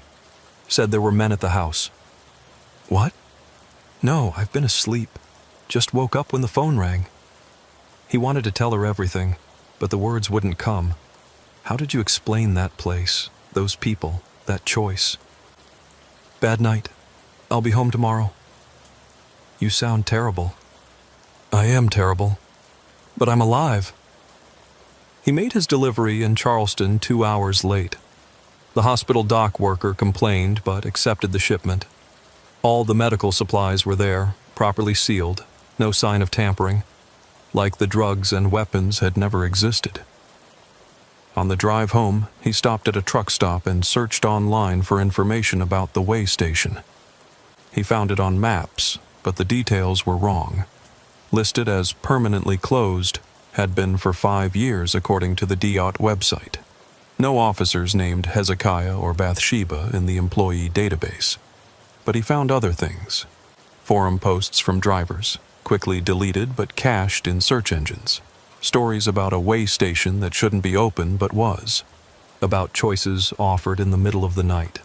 About drivers who refused and vanished. One post from 3 years ago caught his attention. "They're not DOT, don't know what they are, but they know things. Know what's hidden in your truck before they look. Know about your family, your debts, your secrets. They offer you a deal that destroys your career but saves your life. Take it. Whatever else you do, take it. The ones who don't become statistics." The username was dpaulson44. Dave Paulson. Mordecai messaged the account, not expecting a response, but within minutes a reply. "You were there. You met them." "Dave? You're alive?" "In a way. Different name now. Different life. Can't drive trucks anymore, but I'm breathing. They said you disappeared." "I did. Old me disappeared. Refused their deal at first, fought back. They kept me there for 6 days. 6 days in that station, watching other drivers come and go. No food, no water, But I didn't die. Couldn't die. That place doesn't let you die, just suffer. What made you change your mind? They showed me things. Other drivers who'd refused. Not photos. The actual drivers. Broken, insane, begging for death but not allowed it. Trapped in some kind of loop, living their refusal over and over. I signed to avoid that fate. This is insane. Yes, but it's also real. Real as the confession you signed, the career you lost, the life you saved. Who are they? Does it matter? They exist. They have power. They offer choices. Maybe they're demons. Maybe they're government. Maybe they're something else. The what doesn't matter, only the is. We should expose them. With what proof? A closed way station that doesn't exist? Officers who were never employed? Drugs that vanished? Everyone who tries to expose them sounds crazy. Eventually, they stop trying. Dave was right. Mordecai had nothing but his story and a confession he'd signed admitting guilt. Any attempt to explain would make him look like he was trying to escape responsibility. A week later, the court summons arrived. Possession with intent to distribute, based on his signed confession. His lawyer, a public defender who looked exhausted before they even started talking, advised him to plead guilty. You confessed. Fighting it now just means more charges, longer sentence. The confession was coerced. By who? DOT officers who don't exist at a station that's been closed for years? You don't believe me. Doesn't matter what I believe, matters what a jury would believe. Take the plea. 1 year license suspension, 2 years probation, $10,000 in fines. You could get 5 years in prison if you fight and lose. Mordecai took the plea. The trucking company fired him immediately. Word spread fast in the industry. Mordecai Thompson, 20-year veteran, caught smuggling drugs. No one wanted to hear his side. No one would believe it anyway. He found work in a warehouse, making a third of what he'd made driving. Marcy took extra shifts at the hospital. They kept the house but lost the savings, the college fund, the retirement plan. 6 months later, he was working late when a familiar figure walked into the warehouse. Bathsheba, but dressed civilian, looking almost normal except for those empty eyes. Hello, Mordecai. What do you want? To check on you, make sure you're adjusting. You destroyed my life. We saved it. You'd be dead if you'd refused. Or worse. What could be worse? Eternal refusal. That place, that choice, it marks you. The ones who refuse, they replay that refusal forever. Even after death. Especially after death. You're insane. I'm something. Not sure what anymore. Been at that station so long I've forgotten what I was before. Hezekiah, too. We were drivers once, I think. Made our own choices. Now we offer choices to others. You're trapped there? Trapped is the wrong word. We belong there, part of the mechanism. Every crossroads needs guides, even horrible ones. Why tell me this?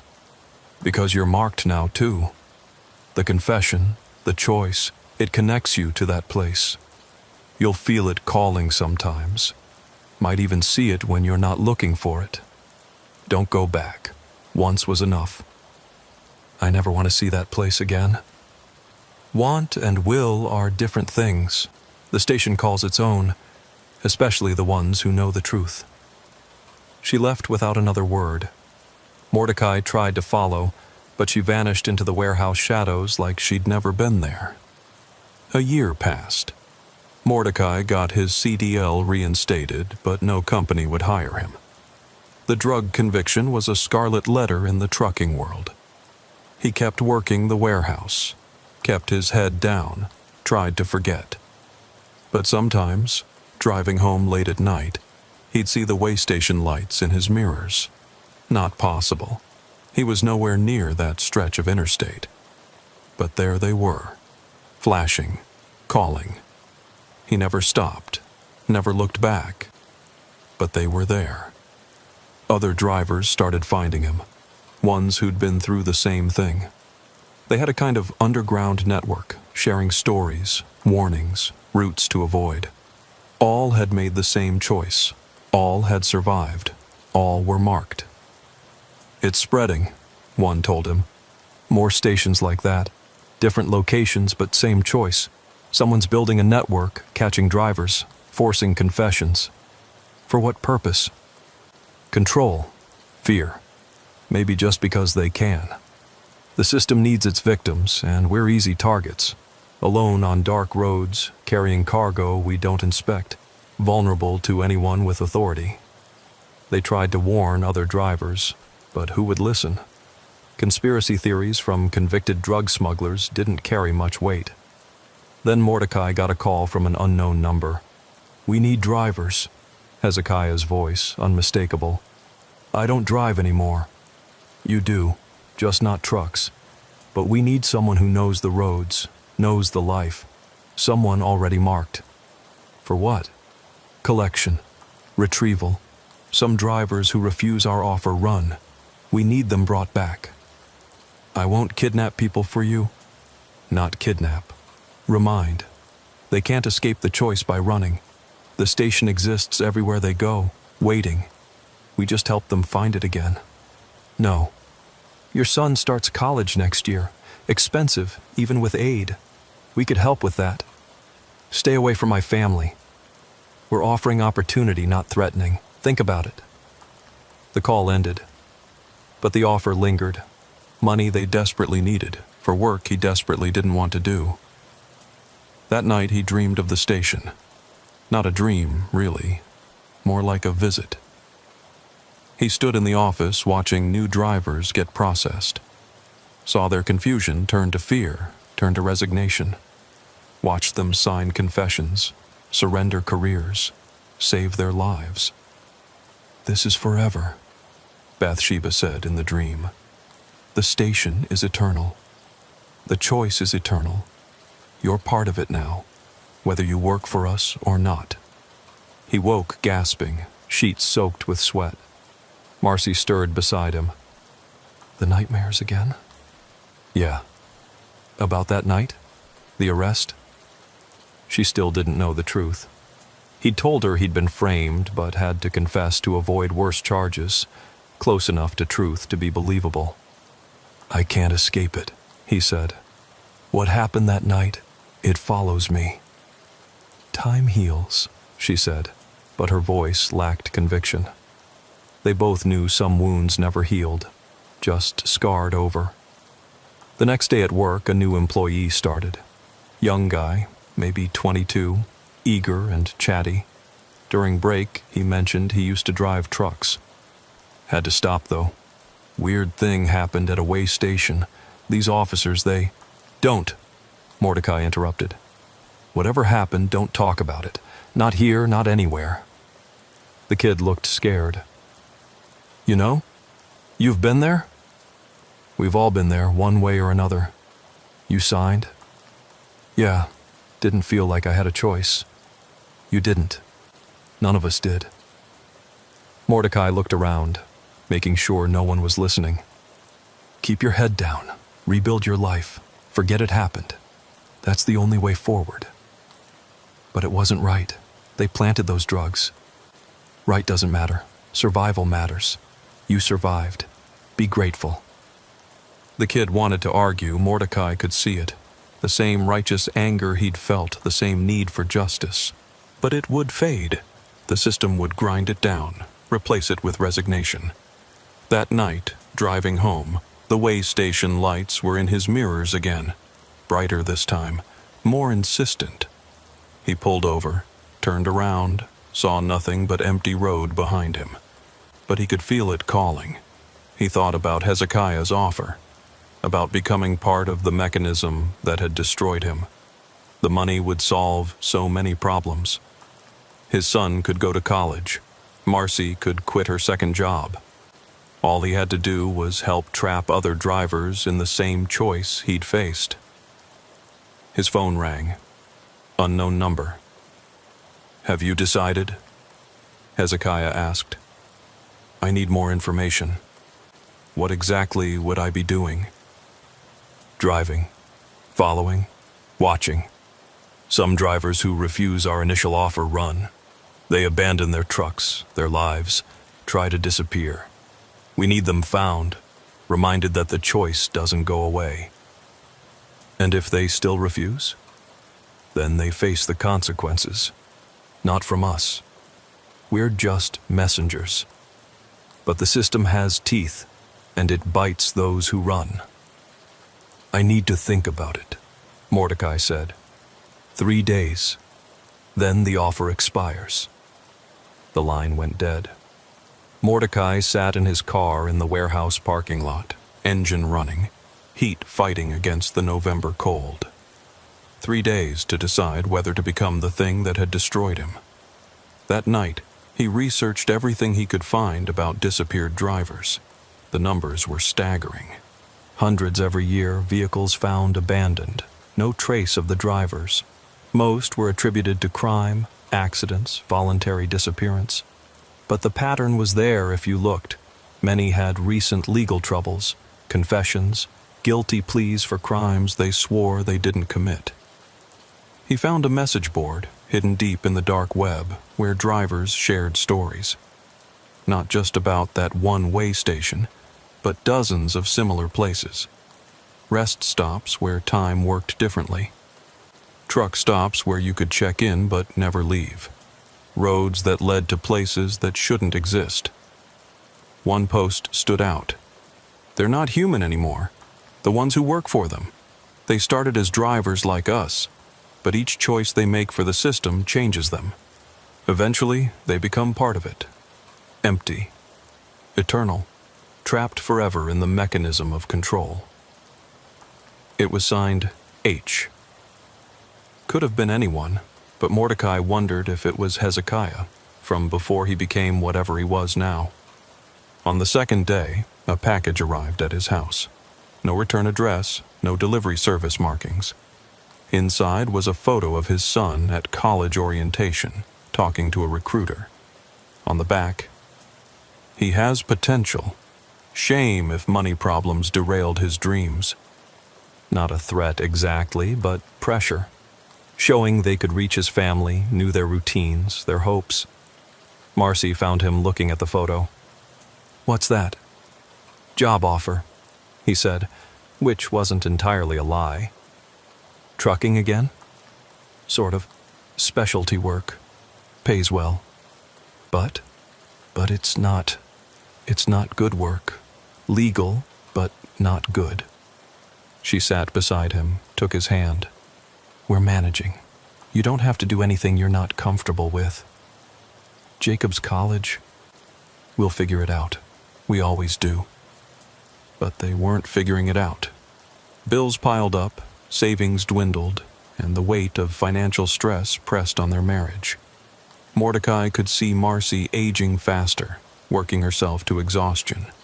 Could see Jacob considering community college instead of the engineering program he'd dreamed of. On the third day, Mordecai drove to the way station, not the interstate route, but back roads he'd found on old maps. The station should have been closed, derelict, but as he approached, the lights began flashing. It looked different in daylight. Smaller, shabbier, obviously abandoned except for those impossible lights and the two figures standing by the scale. "You came," Hezekiah said. "I need to know more. What am I becoming if I say yes?" "Necessary," Bathsheba answered. "The system needs enforcers, retrievers, those who understand both sides of the choice." "Will I become like you? Empty?" "Eventually. But that takes years, decades maybe. You'll have time to set your family up first." "And if I refuse? Then you go back to your warehouse, your normal life, your slow decline into poverty. No retaliation?" "We don't retaliate," Hezekiah said. "We don't need to. Life retaliates enough on its own." Mordecai looked at the abandoned trucks, still there, probably forever. Monuments to refusal, to the price of fighting the system. "What happened to you?" he asked Hezekiah. "How did you become this?" Hezekiah was quiet for a long moment. When he spoke, his voice had something it normally lacked, a trace of emotion. I was like you, driver caught with planted drugs. But I refused the confession. Spent 2 weeks here, fighting, demanding justice. They broke me. Not physically, something worse. Showed me the truth about how things really work. How the system needs victims, needs confessions, needs the innocent to admit guilt to keep functioning. So you joined them? I became them. Each choice I enforced, each driver I processed, took a piece of what I was. Now I'm just function, just purpose. But my family lived well. My kids went to college. My wife never knew the truth. Is it worth it? Worth is a human concept. I'm not human anymore. What about you? Mordecai asked Bathsheba. Similar story, different decade. The station has been here longer than the interstate. Different forms, same function. Always needing staff, always recruiting from those who understand the choice. How many others work for you? Dozens, across the country. All former drivers, all marked by the choice, all slowly becoming empty. Mordecai thought about his son, his wife, their struggles. Thought about the young driver at the warehouse, the network of broken careers, the system that ground people into compliance. If I say yes, how long before I'm like you? Depends on how much of yourself you give. Some resist the emptying, work part-time, keep their humanity longer. Others embrace it, find peace in becoming function instead of person. And I could stop? Walk away? You can stop working for us. You can never stop being marked. The choice once made is forever. A truck pulled into the station. A real truck. Modern, with a confused driver wondering why the closed station was directing him in. Hezekiah and Bathsheba moved toward it with their mechanical precision. "Wait here," Bathsheba said. "Watch how it works." Mordecai watched them process the driver. The confusion, the inspection, the discovery of contraband. The driver's protests, his anger, his fear. The offer of a choice. This driver was smarter or more broken. He signed immediately. No fight, no resistance. "That was easy," Mordecai said when they returned. "They're getting easier. Word spreads. Drivers know fighting doesn't work." "Then why do you need retrievers?" "Because some still run. Some think they can escape the choice by abandoning everything. They need to learn that the choice follows them." "Show me," Mordecai said. "Show me what the job actually is." Hezekiah pulled out a file. Inside were photos and information about a driver named William Brennan. Had refused the choice 2 weeks ago, abandoned his truck, disappeared. He's in Memphis, working under a false name in a distribution center. Thinks he's escaped. What would I do? Find him. Remind him the choice is waiting. Bring him back if he's ready to sign. Document his refusal if he's not. And then? Then the system handles it. Arrests, accidents, whatever consequences naturally follow. Naturally? Everything can be made to look natural. Mordecai looked at the file. William Brennan had a face like his own, tired, worn, desperate. A man caught in the gears of something bigger than himself. "I won't hurt people." "We don't ask you to. Just find them, remind them, report back. The system does its own hurting." "The pay?" $5,000 per retrieval, plus expenses, plus bonuses for difficult cases. More than he made in 2 months at the warehouse. Enough to change everything for his family. "I'll do one," Mordecai said. "Trial run. If I can't handle it, I walk away." "Fair enough," Bathsheba said. She handed him a black phone. "This is how we contact you. How you report. Don't lose it." "What about my regular job?" "Call in sick when we need you. These retrievals usually take 2-3 days max." "And William Brennan?" "Your first assignment. Find him, remind him, report back." Mordecai took the file, the phone, the weight of his decision. As he drove away, the way station faded in his mirrors, becoming the abandoned building it was supposed to be. That night, he told Marcy he'd gotten a consulting job. Occasional travel, good pay, helping a transportation company with driver relations. Close enough to truth to be believable. "This is good news," she said, but her eyes showed concern. "You sure about this?" "No, but we need the money. We need you whole more than we need money." "I'll be fine." But he wasn't fine.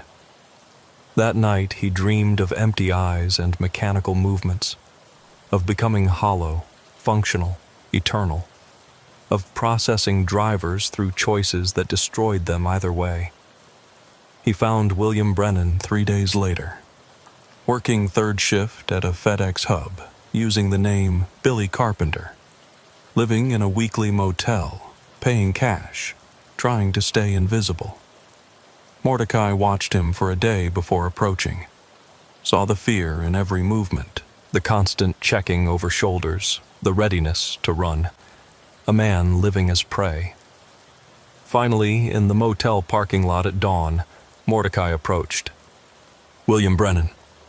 The man spun, ready to run or fight, saw Mordecai, recognized something in his eyes. "You're one of them." "I'm a driver, like you. I made the choice. I won't sign. I won't confess to something I didn't do." "Then don't." "But you can't run from it. The choice follows you." "I'm free here. You're hiding here. Different thing." William studied him. "You signed?" "I signed. Lost my CDL, my career, everything. But I'm alive. My family's safe." "Safe? That's what they promise. But at what cost?" "The cost is the cost. Question is whether you pay it or it pays you." "That doesn't make sense." "None of this makes sense. But it's real." They talked for an hour. Mordecai didn't threaten, didn't pressure, just explained the reality. The system wouldn't forget. The choice wouldn't disappear. Running just delayed the inevitable and made it worse. "I can't do it," William said finally. "I can't admit to something I didn't do." "Then don't. But stop running. Face it on your terms." "They'll destroy me." "Maybe. But running is destroying you anyway."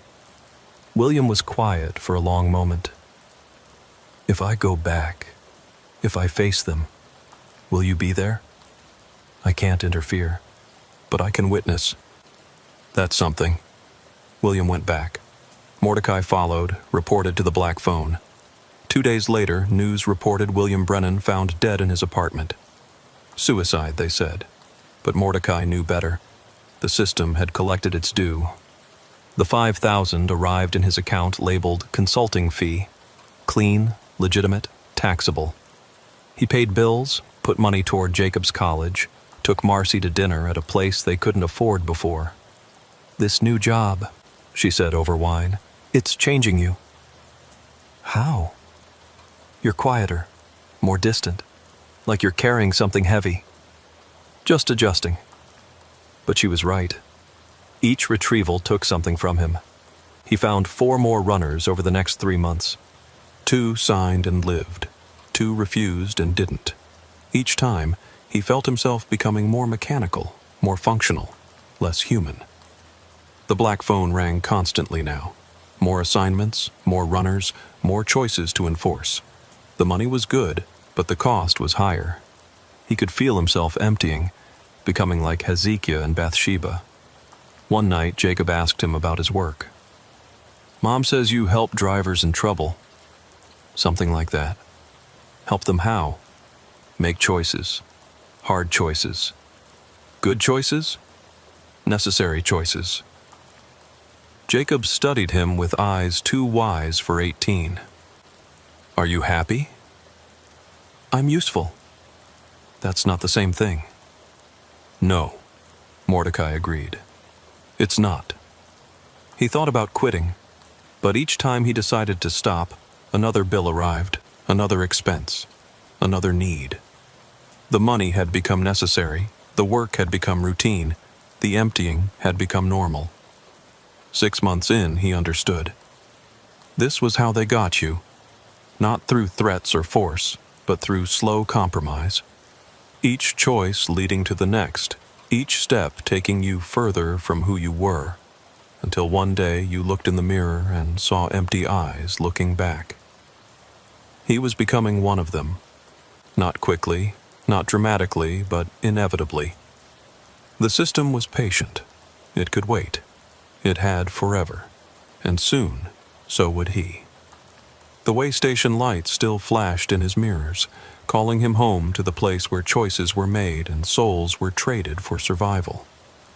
He drove toward them now, not away, understanding finally that the choice had never been about the drugs, the confession, the career. It had been about this, becoming part of the mechanism, another cog in the machine that processed human lives into compliance. He thought about William Brennan, about Dave Paulson, about all the drivers whose lives had been destroyed by planted evidence and impossible choices. Then he thought about his son in college, his wife sleeping peacefully, his bills paid. The price of their comfort was his humanity. He was paying it, installment by installment, retrieval by retrieval.